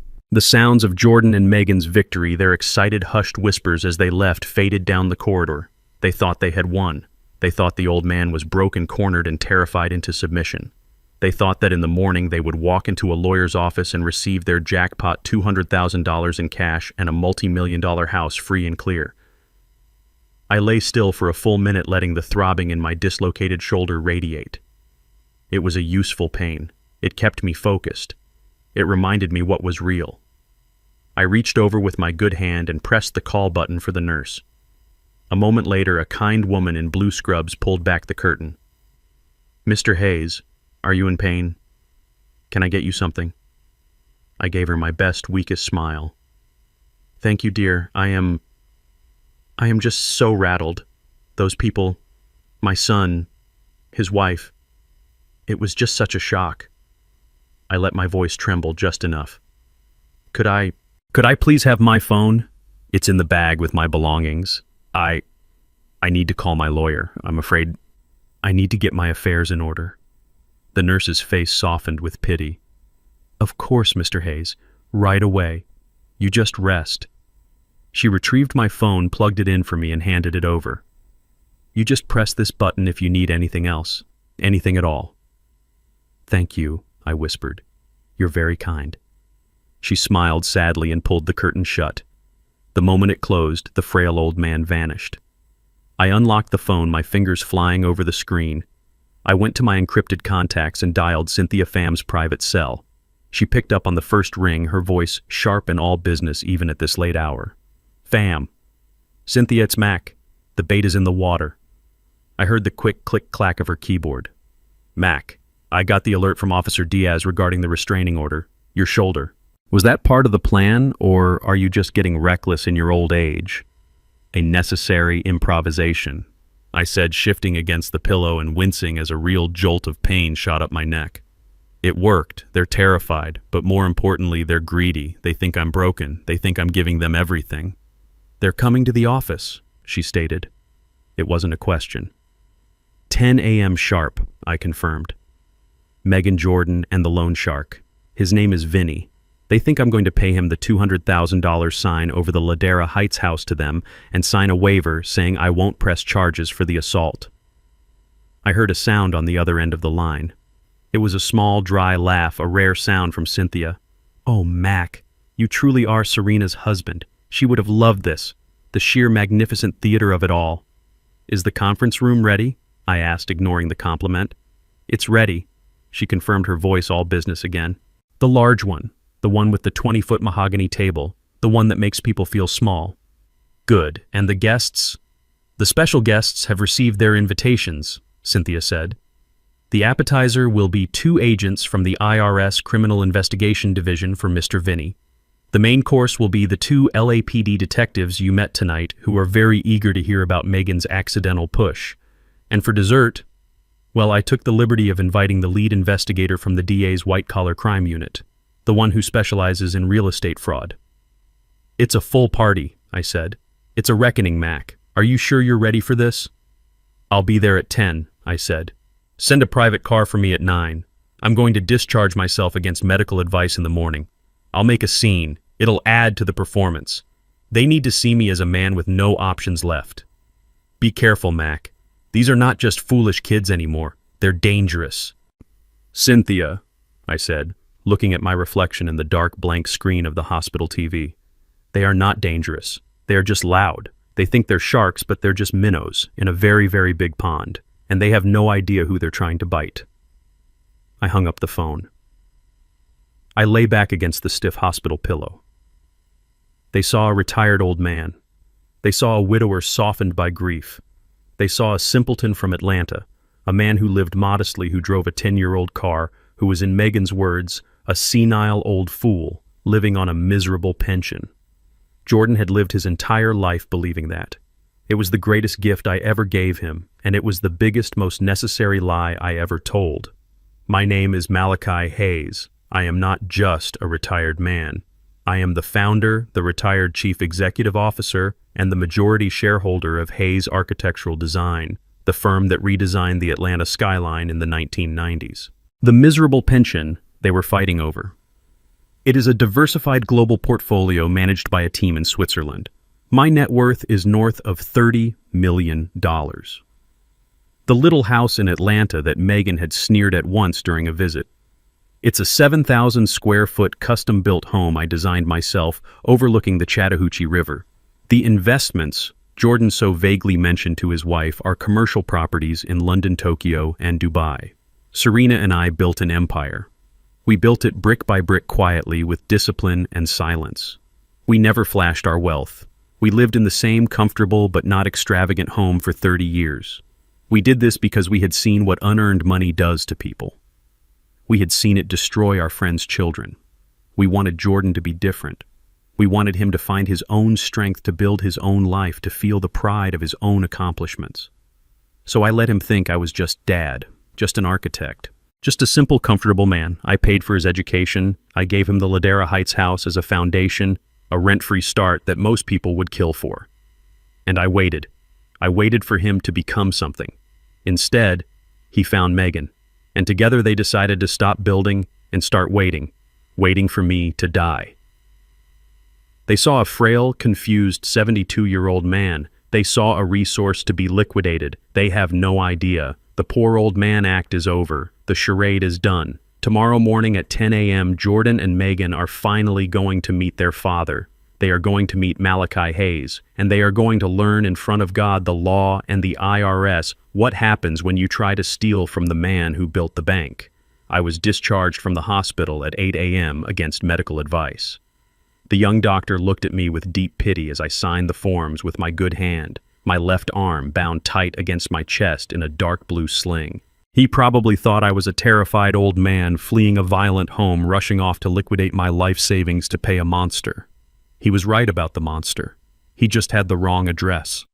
Cynthia's driver, a silent man in a dark suit, was waiting for me at the curb. He didn't speak, just held the door of the black Mercedes S-Class. The ride to Century City was quiet. The windows were tinted so dark the bright Los Angeles morning seemed muted gray and distant. Cynthia Pham's offices were on the 34th floor. They were not offices. They were a statement of power. The walls were glass. The floors were polished Italian marble. The air smelled like money and absolute unforgiving competence. The conference room was the size of my old house in Atlanta. At its center was a single 20-foot slab of polished black mahogany, a table so dark and reflective it looked like a frozen lake. I took my seat at the head of that vast, empty table. Cynthia had placed a single pitcher of ice water, one glass, and one thin file folder in front of me. I sat there, a small 72-year-old man in a rumpled suit, my arm in a sling, looking frail, vulnerable, and completely out of my depth. I was a sparrow in an eagle's nest. It was the perfect stage. At 10 a.m. sharp, the heavy glass doors hissed open. Jordan and Megan entered. Megan was transformed. The terrified, hysterical woman from the emergency room was gone. She was wearing a sharp, cream-colored business suit, her hair pulled back in a severe professional bun. She looked confident, energized, triumphant. She was smiling a bright, cold, victorious smile. She had done it. She had faced down the old man, navigated the loan shark, and was about to walk away with everything. She looked at me at the end of that long, intimidating table, and her smile widened, a predator indulging its prey. Jordan was a different story. He looked like he hadn't slept in a week. His suit was wrinkled, his eyes hollow and darting. He wouldn't look at me. He just shuffled in behind his wife, his gaze fixed on the floor. He was a defeated man, a ghost being dragged in her wake. Megan sat down confidently, placing her expensive designer handbag firmly on the mahogany. "Dad," she said, her voice dripping with the fake, syrupy concern she had perfected. "Are you feeling all right? Your shoulder? Is it hurting terribly?" "It hurts," I said, my voice a weak rasp. I didn't have to fake the exhaustion. Let's just get this over with, Megan. Please." The glass doors hissed open again. Vinny entered. He was just as immaculate as he had been in the hospital. He wore a dark gray Italian suit, perfectly tailored, and a silver tie. He was flanked by another man, this one older, shorter, with a worn leather briefcase, his lawyer. Vinny nodded politely to me, a small reptilian smile. "Mr. Hayes, I'm glad to see you're looking. Well, you're here." He took a seat on the opposite side of the table, placing his manicured hands flat on the polished wood. His lawyer sat beside him and immediately opened his briefcase. Megan's smugness faded just a fraction in Vinny's presence.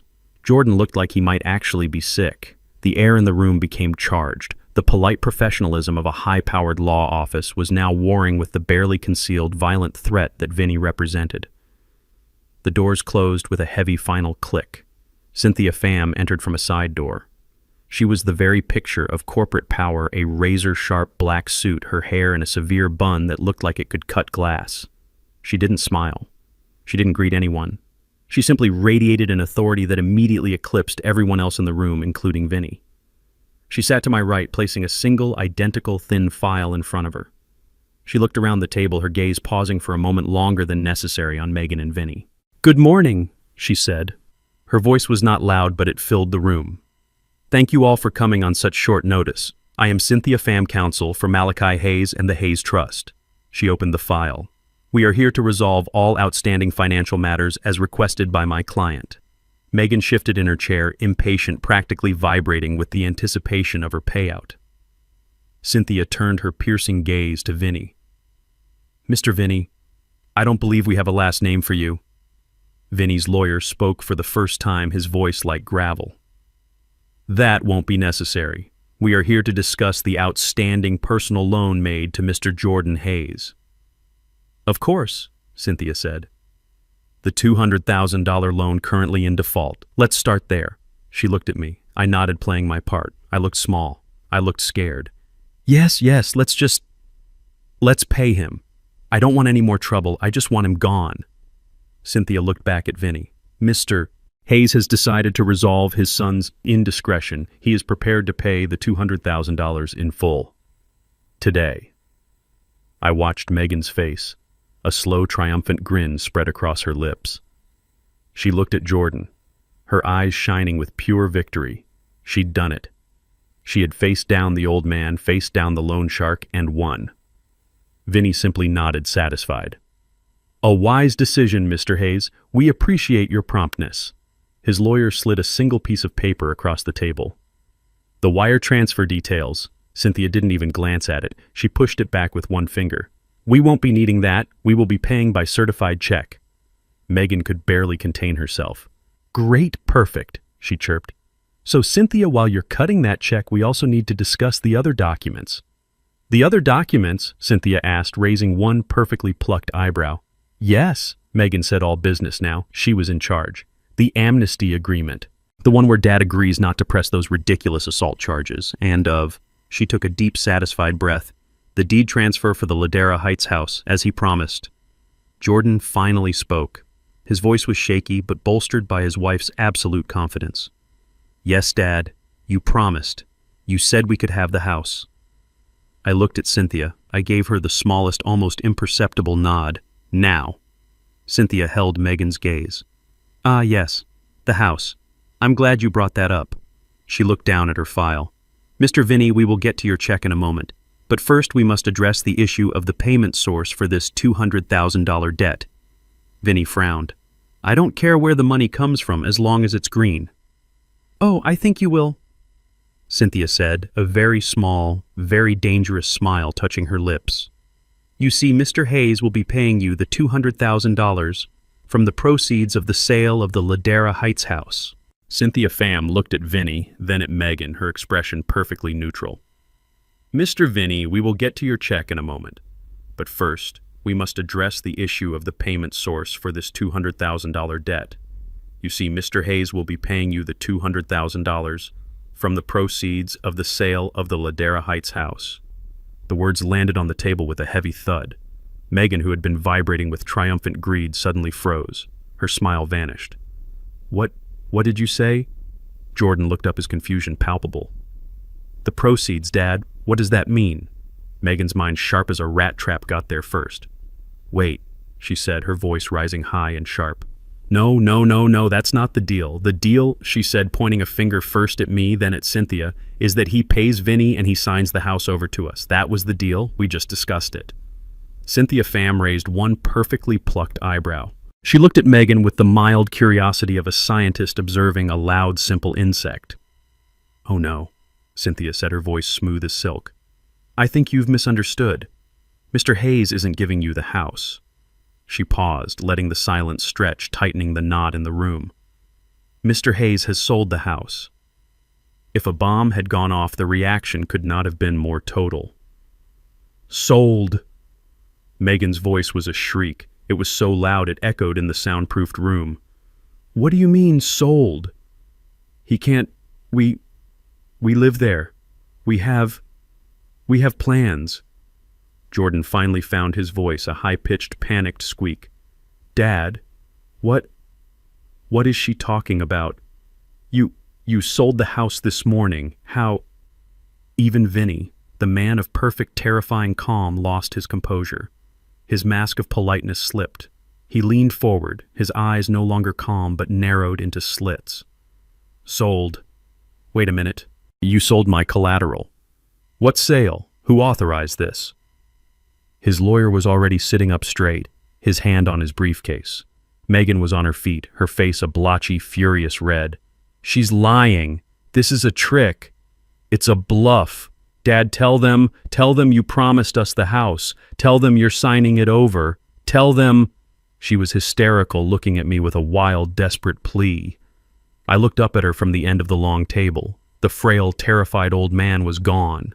My voice came out clear, steady, and cold. It was a voice that hadn't been heard in this family for 10 years. I promised you nothing, Megan. I promised to solve this problem, and I have. That's right, Cynthia said, taking control. The property was sold this morning at 9 a.m. to a private holding company. The sale was all cash. The transaction closed 45 minutes ago. The funds in the amount of $2,500,000 are currently secure in my firm's trust account.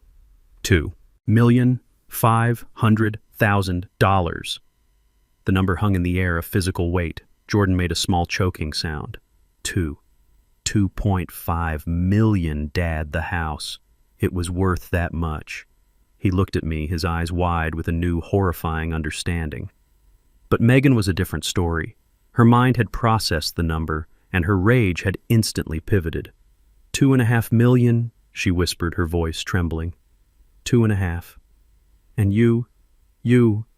She lunged at the table, slamming her hands down. You stole it. That's our money, Jordan. He stole our money. That was our house. Sit down, Mrs. Hayes, Cynthia said. It was not a request. Vinny was the first to recover. He actually leaned back, and a slow, almost admiring smile crept onto his face. He wasn't angry anymore. He was impressed. Well, he said, tapping a polished fingernail on the mahogany. The old man has teeth. I knew it. He looked at Cynthia. 2.5 million. So my 200,000 is covered. I'll take my check. We are getting to that, Mr. Vinny, Cynthia said. She turned her full, cold attention back to Megan, who was still standing, panting with fury. And just to be clear, Well, I suppose it's still Mrs. Hayes. My client did not steal your money. He sold his property. The property that you and your husband were attempting to sell fraudulently. Cynthia opened the thin file in front of her and slid a document across the table. It slid perfectly, stopping right in front of Megan. I believe you'll recognize this. It's the fraudulent power of attorney you filed with the Los Angeles County Recorder's Office 3 days ago. The one with the forged signature of my client.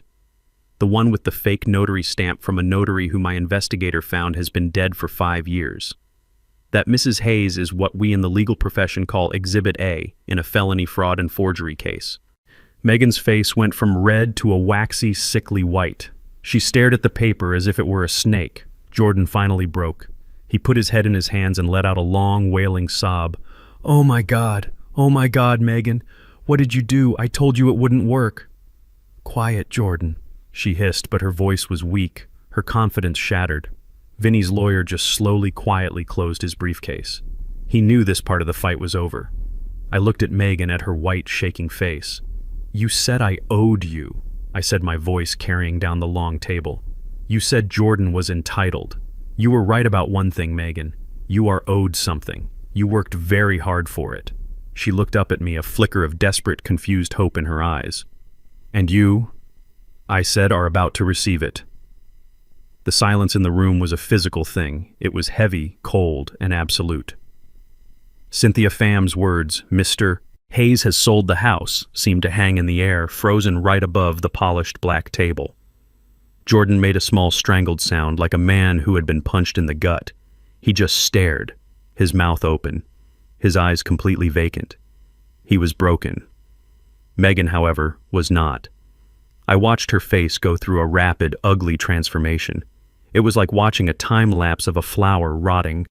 The triumphant, smug satisfaction dissolved into pure, white-hot confusion. The confusion hardened into disbelief, and the disbelief finally exploded into pure, unadulterated rage. Sold! Her voice was a high-pitched shriek that was totally out of place in this quiet, expensive room. She shot up from her chair so fast it screeched backward, the sound violating the marble floor. "What do you mean, sold?" she screamed, pointing a trembling, accusing finger at me. "You can't sell it, you can't! We live there, and we are selling it. We are in escrow." "You can't sell a house that's already in escrow." She had just confessed. She had just announced her own felony to a room full of lawyers and a loan shark. The sheer stupidity of her arrogance was staggering. I didn't say a word. I just looked at Cynthia. Cynthia smiled. It was not a kind smile. It was the smile of a shark that has just tasted blood in the water. "Oh, you were in escrow, were you, Mrs. Hayes?" Cynthia asked, her voice dripping with a polite, lethal curiosity. "That's fascinating. On what authority were you selling a property that you do not own?" It was Jordan's," Megan stammered, already realizing her mistake, but she was in too deep to stop. "It's his right. He's his son." "He is his son," Cynthia agreed smoothly.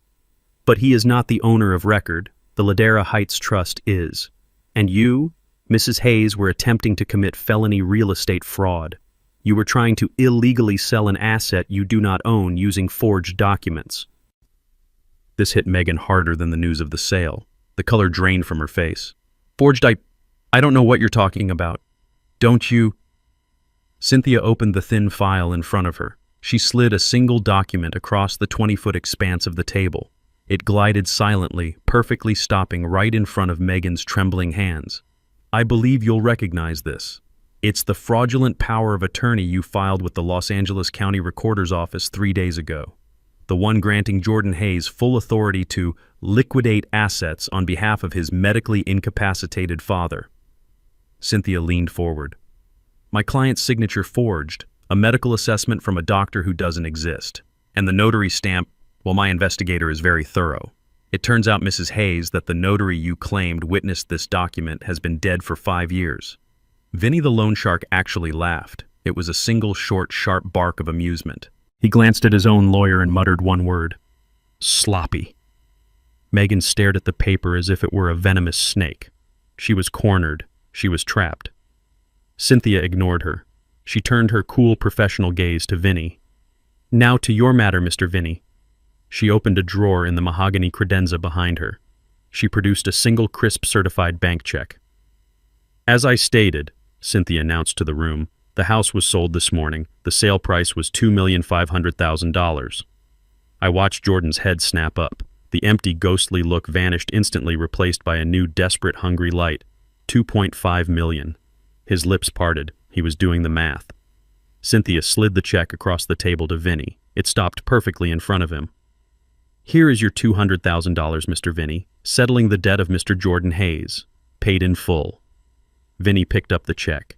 He examined it front and back. He looked at the bank name. He nodded, satisfied. He folded it once and put it in his breast pocket. "A pleasure doing business with you, Mr. Hayes," he said to me.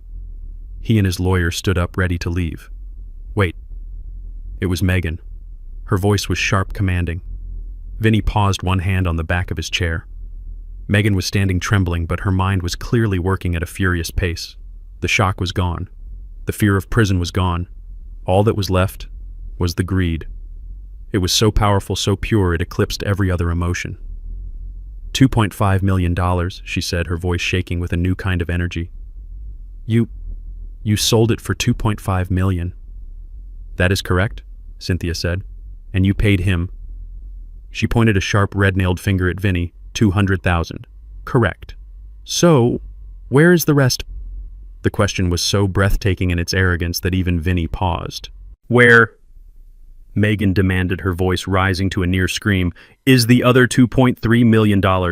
Jordan is his son. That's his inheritance. That's our money. You can't just keep it. Where is it? She looked at me, her eyes wild, her face flushed. She wasn't just a thief who had been caught, she was a thief who felt she was being shortchanged. She didn't feel shame. She didn't feel remorse. She felt cheated. She felt entitled to the surplus from the very property she had just been caught trying to steal. I looked at her. I saw the greed so pure and ugly it was almost fascinating. I saw my son Jordan looking at me with that same hungry, desperate hope. Where's the rest, Dad? I looked at Cynthia. She allowed herself the smallest, most satisfied smile. She had been waiting for this. That is an excellent question, Mrs. Hayes, Cynthia said, lacing her fingers together on the table. Where is the rest? Where is it? Megan's voice was a raw, greedy shriek shattering the expensive silence of the conference room. She was leaning over the table, her face flushed, her eyes wild. Where's the rest of the money? $2.3 million. Jordan is his son. That is his inheritance. That is our money. You can't just keep it. Jordan, who had been a ghost just moments before, was now galvanized by the sheer amount. The numbers were like a drug. He nodded, standing up, trying to find a backbone. Dad, she's right. The $2.3 million. Where is it? Vinny and his lawyer hadn't moved. They were watching the family drama unfold with the detached amusement of spectators at a particularly bloody sport. Cynthia Pham looked at Megan, and her gaze was no longer just cold. It was surgical. You are correct, Mrs. Hayes. My client cannot just keep the money. He doesn't intend to. The money is already gone. Gone? Megan's voice cracked. Gone where? Did you give it to him? She gestured wildly at Vinny, who actually chuckled. No, Mrs. Hayes, Cynthia said, her voice clear and precise. The remaining $2,300,000 has already been electronically transferred. The transaction was completed at 9:45 a.m. this morning. It has been deposited in full into the Serena Hayes Trust Fund. Megan stared blankly, the name obviously meaning nothing to her. What? The Serena Hayes? What is that? I've never heard of that. I am not surprised, Cynthia said. It's a private charitable foundation. Its mission, she glanced at a paper, is to provide legal and financial aid to elderly individuals who are victims of, and I quote, familial financial abuse. A heavy, dense silence fell. Jordan looked utterly lost, as if he couldn't comprehend the words. Charity, Dad? You're giving it all to charity. Megan was shaking her head, trying to process the logic, trying to find a loophole. No, that's... You can't. He's your son. You can't just give his inheritance away. We'll contest the will. We'll fight this. Cynthia. Pham smiled. It was the first time I had seen her smile in all the years I had known her. It was a terrifying, beautiful sight. Oh, Mrs. Hayes, she said, savoring the moment. You seem to misunderstand. You won't be fighting Mr. Hayes's will. You will be fighting Mrs. Serena Hayes's will. This was the moment. The final, brilliant, devastating move from my wife reaching back from the grave. Megan froze. Serena, she's dead. What does she have to do with this? Cynthia leaned forward, lacing her fingers together on the dark wood. Mrs. Serena Hayes was a very thorough woman. She was also the co-owner of the trust that held the Ladera Heights property. Her will, which was probated last year but contained several private codicils, was very specific. She stipulated that in the event of her passing, her share of the trust's assets were to be held for her son, Jordan. A tiny, desperate light flickered in Jordan's eyes. See, she wanted me to have it, Cynthia raised one perfectly manicured finger. Held for him, but contingent. You see, Mrs. Hayes had a clause, a very specific clause. She stipulated that if at any time her son Jordan Hayes fell under, and I'm reading directly from the document now, proven negative external influences that seek to manipulate him for financial gain at the expense of family integrity, then his claim to those assets would be immediately and irrevocably voided. The room was silent. Megan whispered the words, her voice barely audible. Negative, external, influences. Yes. Cynthia continued, her gaze locking onto Megan's, a predator that had finally cornered its prey. And the most brilliant part, Mrs. Hayes didn't just leave it vague. She named the specific negative influence to watch out for. Cynthia paused, letting the silence stretch, twisting the knife. She named you Megan. Megan physically recoiled. She stumbled back, clutching the chair for support, her mouth opening and closing with no sound coming out. She named me Jordan looked at his wife, then at me, then at the ceiling, his world visibly shattering around him. "Serena, she always hated you," he whispered. Not to me, but to Megan. "She didn't hate her," I said. I spoke for the first time in several minutes. My voice was quiet, but it carried the absolute weight of 48 years of marriage. Every eye in the room snapped to me. She knew her. I stood up slowly, pushing my chair back. The sling on my arm felt heavy, a reminder of their betrayal. My wife, Serena. She was the most brilliant woman I ever met. She wasn't just my partner. She built the financial side of our entire empire while I just drew the pictures. She saw the world in black and white, in numbers and in truths. I looked at Megan. She was pale, shaking her mask of fury, gone replaced by the hollow, vacant look of total defeat. "The very first day you came to our house in Atlanta, the very first dinner, you wore a designer dress you clearly couldn't afford. You barely spoke to Jordan. You spent the entire night asking me about the value of the art on our walls. You asked Jordan right in front of us when he thought I would finally retire." I began to walk slowly around the table, my footsteps the only sound on the marble floor. That night after you left, Serena went to her study. She didn't say a word to me. She just started planning. She created the trust. She called her old college friend Clara Henderson and asked her husband Alvin to keep an eye on you. She added the codicil to her will. I stopped directly in front of Megan.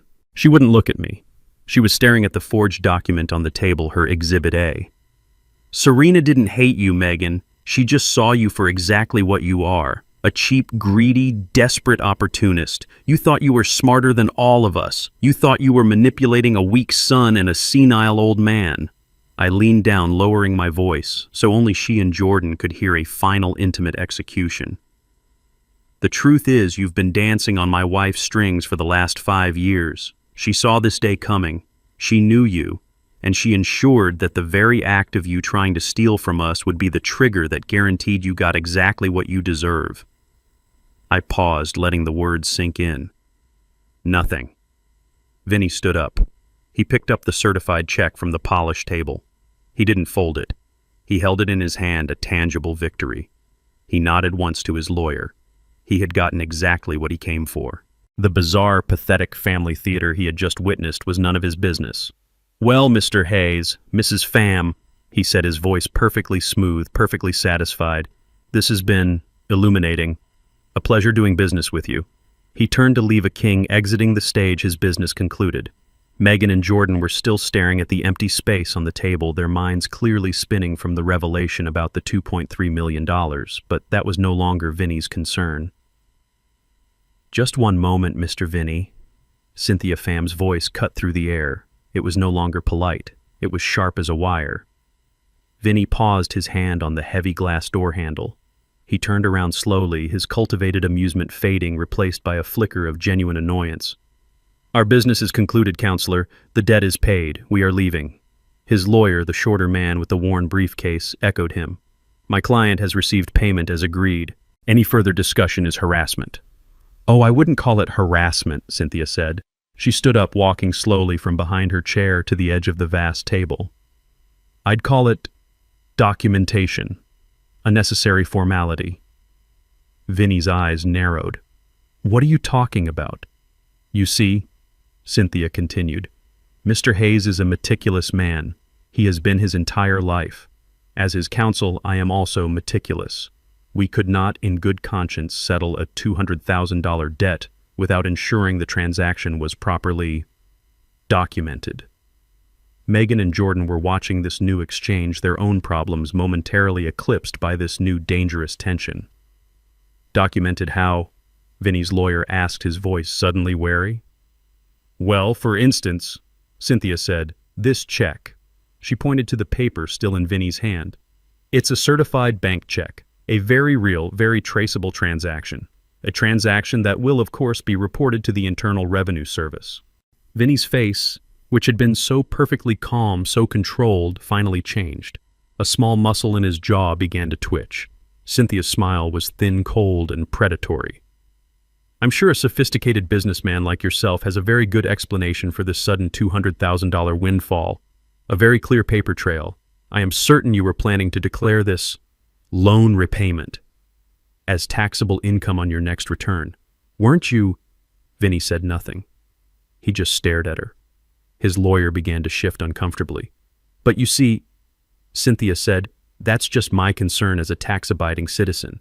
There's another more federal concern. She tapped her phone, which was lying face down on the table. You identified yourself in a hospital in front of witnesses as Vinny. You stated a $200,000 debt was owed. You gave my client a 48-hour deadline under the implied and quite frankly explicit threat of physical violence. That's slander, Vinny's lawyer blustered, but his voice lacked conviction. He said no such thing. He did, I said. My voice was quiet, but it was the first time I had spoken in this new phase of the meeting. Every eye in the room snapped to me. I sat forward, the sling on my arm, a visible badge of their actions. He leaned in close to my hospital bed, I said, looking directly at Vinny. He told me a dislocated shoulder would feel like a fond memory.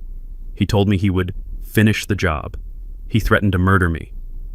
Cynthia nodded, which, when combined with an interest rate that my investigators have confirmed is well over 300% annually, transitions this from a simple loan into the very specific and highly illegal federal crime of loan sharking. And that makes the IRS very unhappy. They tend to see aggravated extortion and loan sharking as clear indicators of organized crime. Vinny looked at the check in his hand. He looked at the door. He looked at Cynthia. He knew. He was trapped. This is ridiculous, his lawyer said, fumbling with the latch on his briefcase. We're leaving. I really wouldn't do that if I were you, Cynthia said, because you see, I took the liberty of informing the IRS Criminal Investigation Division before this meeting even began. I told them that a person of interest, one Mr. Vincent Gargano, was scheduled to be here at 10 a.m. to receive a very large, undeclared, and most likely illicit cash settlement. As if summoned by her words, the heavy glass conference room doors hissed open. It wasn't a secretary. 2 men and 1 woman entered. They were dressed in conservative, inexpensive suits. They didn't have the swagger of police officers. They had the cold, quiet, methodical confidence of federal accountants, the kind who carry badges and guns. The lead man, who looked more like a high school principal than a federal agent, smiled a thin, bureaucratic smile. Mr. Vincent Gargano. We call you Vinny, I believe. Vinny went completely, utterly still. He was a statue carved from expensive Italian wool. The lead agent looked at Cynthia and nodded. Mrs. Pham, thank you for the tip. We've been looking at Mr. Gargano's accounts for 6 months. We could see the lifestyle. We couldn't find the income. The agent looked at the certified check in Vinny's hand. But this, a $200,000 certified check hand-delivered. That's not hiding the income, Vinny. That's bragging about it. He stepped forward. We have a warrant to discuss your earnings, Mr. Gargano, and the FBI agents waiting in the lobby would like to have a word about your lending practices, specifically regarding violations of the Racketeer Influenced and Corrupt Organizations Act. Vinny looked at me. His eyes were no longer calm or amused. They were dead. He had been played. He, the predator, the man who inspired terror, had been outmaneuvered, trapped, and handed over by a 72-year-old man in a sling and a 5'4" lawyer. Mr. Hayes, Vinny said, his voice a low, gravelly rasp. Well played. Cynthia, the lead agent said, we'll take it from here. The agents escorted Vinny and his now silent, ashen-faced lawyer out of the room. One agent carefully took the certified check from Vinny's hand, placing it in an evidence bag. Exhibit A, he muttered. The conference room doors hissed shut, plunging the room back into silence. It was just the 3 of us again, me, Jordan, and Megan. Megan had watched the entire exchange with a kind of paralyzed, horrified awe. The monster she feared, the man who was her primary motivation for betraying me, had just been dismantled. He was gone. But as the realization that Vinny was no longer a threat sank in, her terror was instantly replaced by a new focused rage. Vinny was gone. But so was the $200,000. She turned to look at me, her eyes, if it were possible, holding even more hatred than before. You did that, she whispered, her voice trembling. You set him up. You had that planned all along. I just paid my son's debt, Megan, I said quietly. You burned it, she screamed, her voice cracking. You burned $200,000. That was our money. We could have used that. We could have. The doors hissed open one more time. Megan snapped her head around, probably expecting more federal agents. It was just Mr. Alvin Henderson. He was dressed in a neat double-breasted suit, looking every inch the proud retired LAPD detective he was. He was smiling a wide, satisfied grin, and standing right behind him were the two uniformed LAPD officers from the hospital. Officer Diaz and his partner. Jordan saw them. He saw Henderson. He saw the police uniforms. He finally completely broke. He collapsed into his chair, put his head down on the polished black mahogany, and began to sob. His shoulders heaved with deep, racking, hopeless cries. Megan just stared, her mouth open, her mind clearly broken, trapped between the ghosts of her financial ruin and the very real presence of the law. Officer Diaz looked at me. "Mr. Hayes, I'm glad to see you're out of the hospital." He then turned his face hard and looked at Megan. The heavy glass doors hissed shut, sealing Vinny's fate. The room was silent again, the air thick with the aftershock of his arrest. Jordan was still a crumpled heap, sobbing into the expensive mahogany, his body shaking with the pathetic, racking cries of a broken child. But Megan was standing. She was trembling, but not with fear. Not anymore. She looked at the empty space where Vinny had stood. She looked at the evidence bag the agent had carried out the check for $200,000. Her money. Gone. Her head swiveled slowly to face me. I was still sitting at the head of the table, my arm in the sling, watching. Her eyes, which had been wide with shock, narrowed into slits of pure distilled hatred. "You," she whispered. The word was so quiet, so full of venom, it was louder than her previous screams. "You did this. This was all you." I met her gaze. I didn't say anything. "You set him up," she accused, her voice rising, gathering a terrible momentum. "You set us up, that whole act in the hospital, the weak old man, the dislocated shoulder. It was all a lie." "No, Megan," I said, my voice quiet but carrying in the vast room. "The pain was real, but the weakness, that was just your assumption.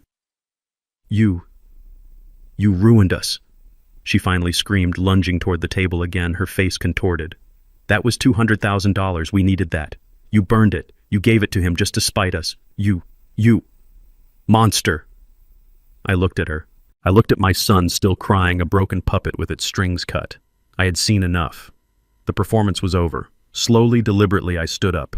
I used my good hand, my right hand, to reach over to my left arm. I gripped the dark blue hospital sling. With a single smooth motion, I unhooked the Velcro straps. The sling fell away, landing softly on the marble floor. I rolled my left shoulder. It was sore. It was deeply, profoundly bruised, but it was not broken. It was not dislocated. The injury was minor. The performance had been major. Megan stopped breathing. She stared at my arm, then at my face, her mind completely unable to process this new reality. You're not... "I'm not what Megan," I asked. I straightened my suit jacket, pulling my cuffs. "Frail, confused, senile, is that what you were counting on?" You ruined us," she repeated, but the words had no power now. She was just staring at my moving arm. "No," I said, walking slowly toward her around the edge of that massive table. "I didn't ruin you. You ruined yourselves." I stopped and looked at my son. "You ruined yourselves when you decided that lying was easier than working." I looked at Megan. "You ruined yourselves when you decided that stealing was better than asking." I stopped just a few feet from them. "You thought I was an ATM. You thought I was a burden. You thought I was a fool. The truth is, you were the fools. You were so blinded by your own greed, you never once stopped to ask who I really was. You never once stopped to think that the simple old man might just be smarter, richer, and far more prepared than you could ever imagine." Jordan looked up, his face slick with tears and snot. "Dad, please, I'm sorry. I'm so sorry. It was the debt, Vinny. I was scared." "You were weak, Jordan," I said, my voice cutting him off. "You've been weak your whole life. You let her," I pointed at Megan, "lead you by the nose into committing felonies. You let her convince you to try and steal from your own father. You stood by in that house and watched her assault me." "It was an accident!" Megan shrieked, finding her voice again, falling back on her last pathetic lie. "He tripped. He's still lying. Is that so?" "Cynthia?" Fam spoke, her voice cutting in like ice. because we have a witness who says otherwise. Oh, and one more thing. She said it so casually. One more thing. The heavy glass doors to the conference room hissed open again. This time it was Mr. Alvin Henderson. He was dressed in a sharp double-breasted suit, his retired detective posture radiating a lifetime of quiet authority. He looked like a man who had just closed a 25-year-old case. He was smiling a wide, deeply satisfied grin. And standing right behind him were Officer Diaz and his partner, the two uniformed LAPD officers from the hospital. Their faces were not soft or sympathetic. They were hard. They were on the job. Jordan saw them. He saw Henderson. He saw the police uniforms. He finally completely broke. He collapsed back into his chair, put his head down on the polished black mahogany, and began to sob. Deep, racking, hopeless cries. Megan just stared. Her mouth opened, but no sound came out. Her mind, which had been racing so fast, had finally hit a solid brick wall. She was trapped. Trapped between the ghosts of her financial ruin and the very real, very physical presence of the law. Officer Diaz looked at me. "Mr. Hayes, I'm glad to see you're out of the hospital." His eyes flicked to my unslung arm, and a small, almost imperceptible nod of understanding passed between us. He then turned his face hard and looked at Megan. She was frozen, her hands gripping the back of a chair. "Megan Hayes, Jordan Hayes." Jordan didn't look up. He just cried harder. "Jordan Hayes!" Officer Diaz repeated, his voice louder. Jordan finally lifted his head, his face a grotesque mask of tears and mucus. "Yes." The officer stepped forward, pulling out his handcuffs. The metallic click-clack echoed in the silent room. "Jordan Hayes and Megan Hayes, you are under arrest." "Arrest?" Megan whispered, her voice barely a breath. "For what?" "The debt is paid." "You heard him. The debt is paid." Officer Diaz looked at her as if she were insane. "We are not debt collectors, ma'am." He pulled out his notepad, the same one from the hospital. "You are under arrest for conspiracy to commit real estate fraud, forgery of a legal document, and—" He paused, looked at my bruised shoulder, then back at them. "And felony assault and elder abuse against Mr. Malachi Hayes." The metallic definitive click of the handcuffs locking around Megan's wrists echoed in the silent, cavernous room. She went rigid, her face a mask of paralyzed disbelief. She stared at the polished steel on her skin as if it were a foreign object, something her mind could not comprehend. Officer Diaz then moved to Jordan, who was still slumped in his chair, his head on the table, sobbing. "Jordan Hayes, you are under arrest," Diaz said, his voice flat and devoid of emotion. "Stand up. Put your hands behind your back." Jordan's sobs turned into a high-pitched, desperate wail. "No, no, please. Please, wait. You don't understand." He struggled to stand, his legs shaking so badly he almost fell. As the cold steel closed around his wrists, the reality of his situation, the finality of it, hit him like a physical blow. The dam of his denial, his weakness, his lifetime of following finally broke. He twisted, stumbling toward me, his cuffed hands reaching out in a grotesque, pleading gesture. Dad, please, you have to stop them. Tell them, it wasn't me, I didn't want this. Dad, please." His voice was a raw, pleading shriek. "I'm sorry. I'm so sorry. It was her." He jerked his head violently toward Megan, who was being held by the other officer, her face pale stone. "It was all her. The loan, the house, the forged papers. It was all Megan's idea. I swear, Dad. I just went along. I was scared. I was so scared of Vinny. I didn't know what to do. Tell them, Dad. Tell them it was her." Megan, who had been frozen in silent horror, heard this. The sound of her husband's betrayal, his final pathetic act of cowardice, snapped her back to life. Her head whipped around, her eyes blazing with a hatred so pure it was almost beautiful. "You coward!" she screamed, her voice raw and tearing. She lunged forward, fighting against the officer's grip, a wild animal in a trap. "You pathetic, spineless coward, you wanted this just as much as I did. Don't you dare—" She was spitting, her face contorted with a rage that was terrifying to behold. "You loved the money, you loved the BMW. You loved the idea of selling this house and running. You were just too weak to do it yourself. You begged me to find a way. You wanted it too. You wanted it." "It was you," Jordan wailed, shrinking away from her fury. You made me. You pushed me. You told me he was just a senile old fool. You told me he owed us. You were weak, she shrieked back. You were nothing. You were a pathetic mama's boy, and you were nothing until I showed you what you could have. That's enough, Officer Diaz said, his voice bored. He had seen this 100 times, the rats turning on each other in the trap.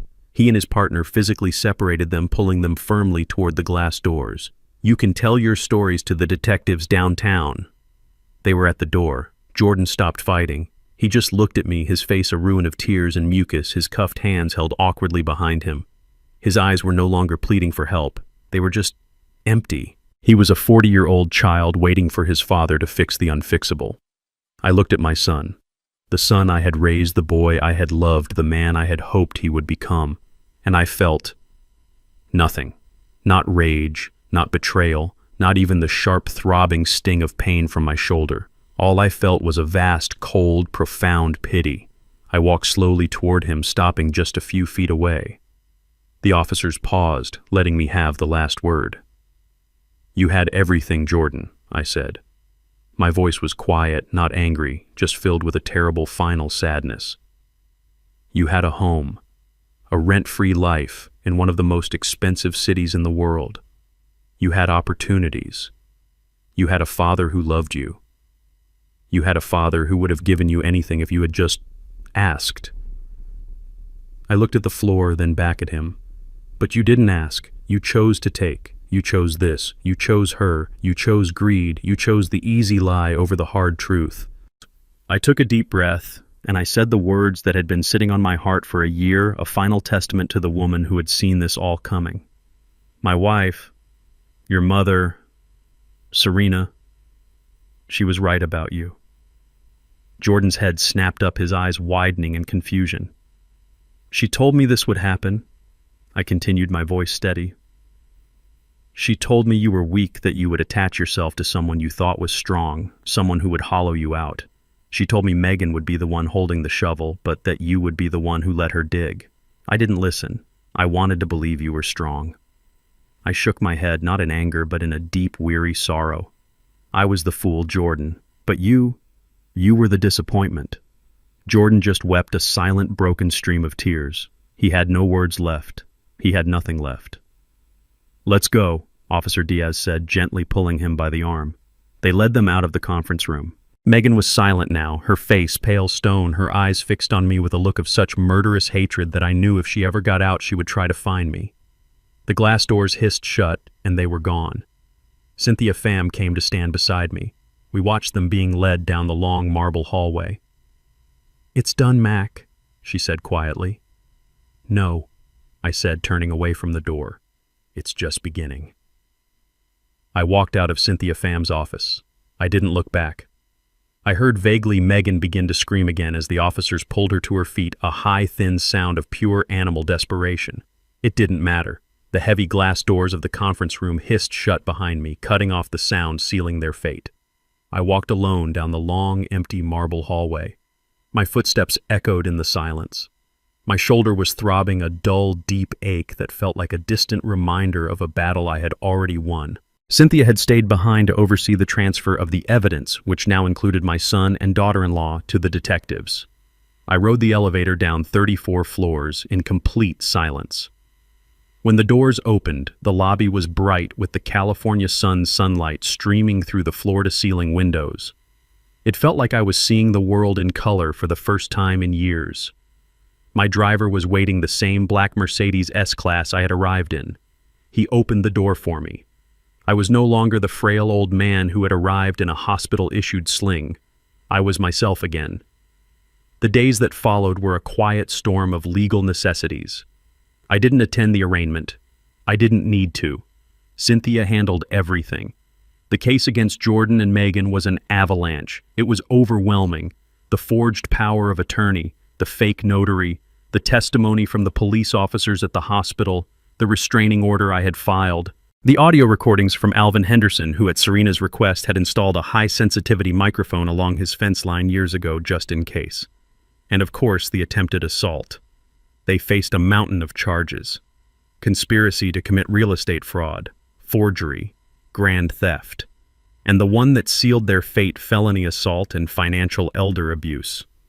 Their high-priced lawyer, who I assume they couldn't pay, tried to argue that I was a manipulative secret millionaire who had entrapped them.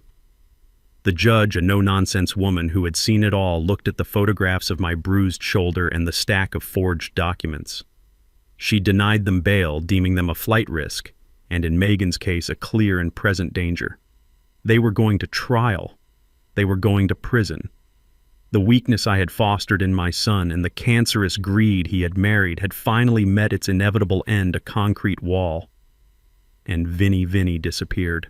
The IRS Criminal Investigation Division, combined with the FBI's RICO task force, had swallowed him whole. Cynthia's call had been the final domino.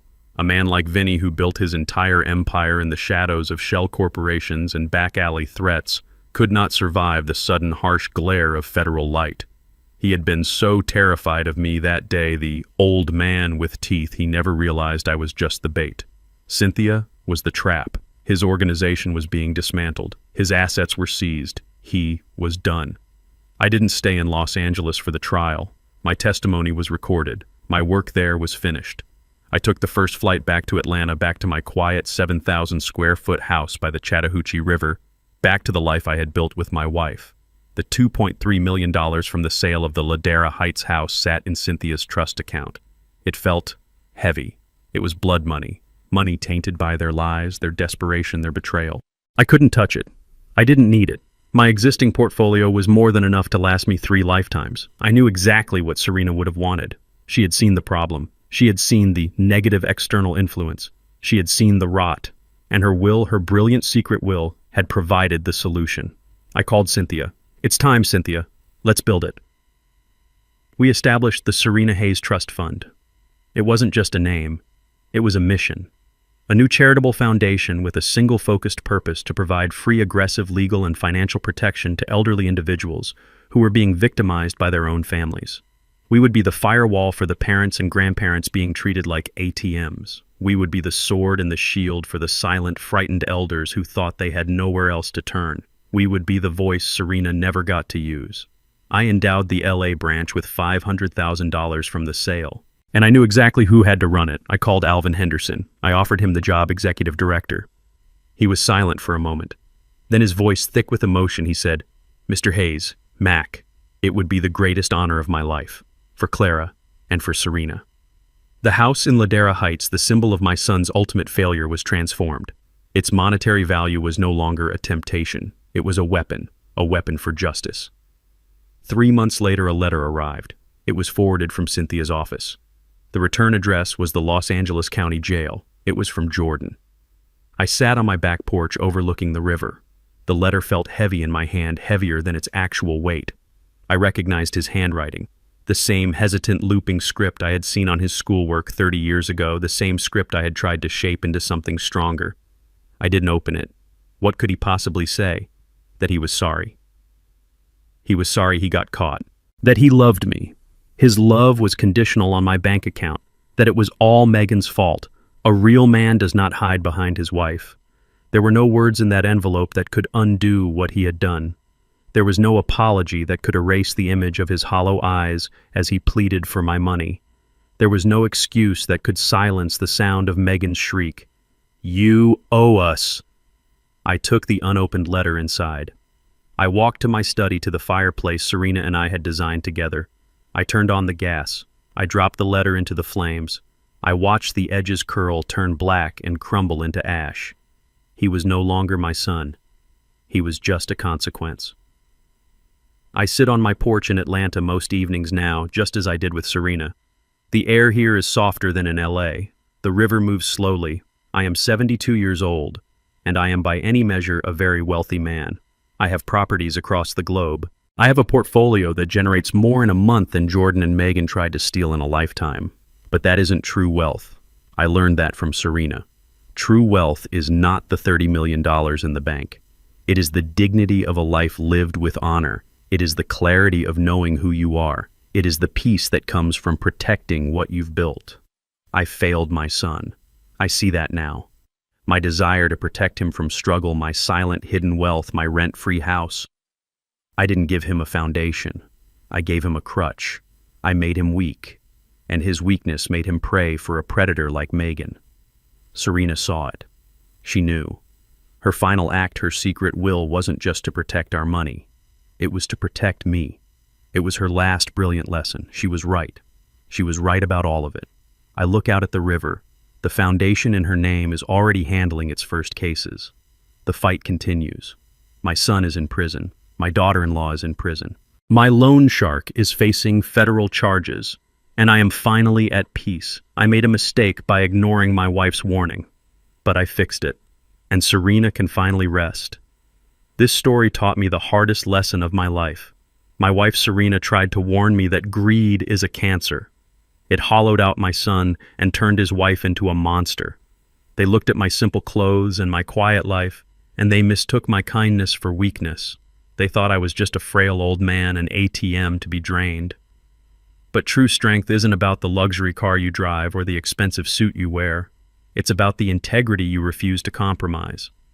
They were so busy trying to steal my legacy, they completely destroyed their own. What would you have done if you were Malachi? Would you have forgiven Jordan, or was cutting him off the only way he could learn? Tell me your thoughts in the comments below. I read every single one.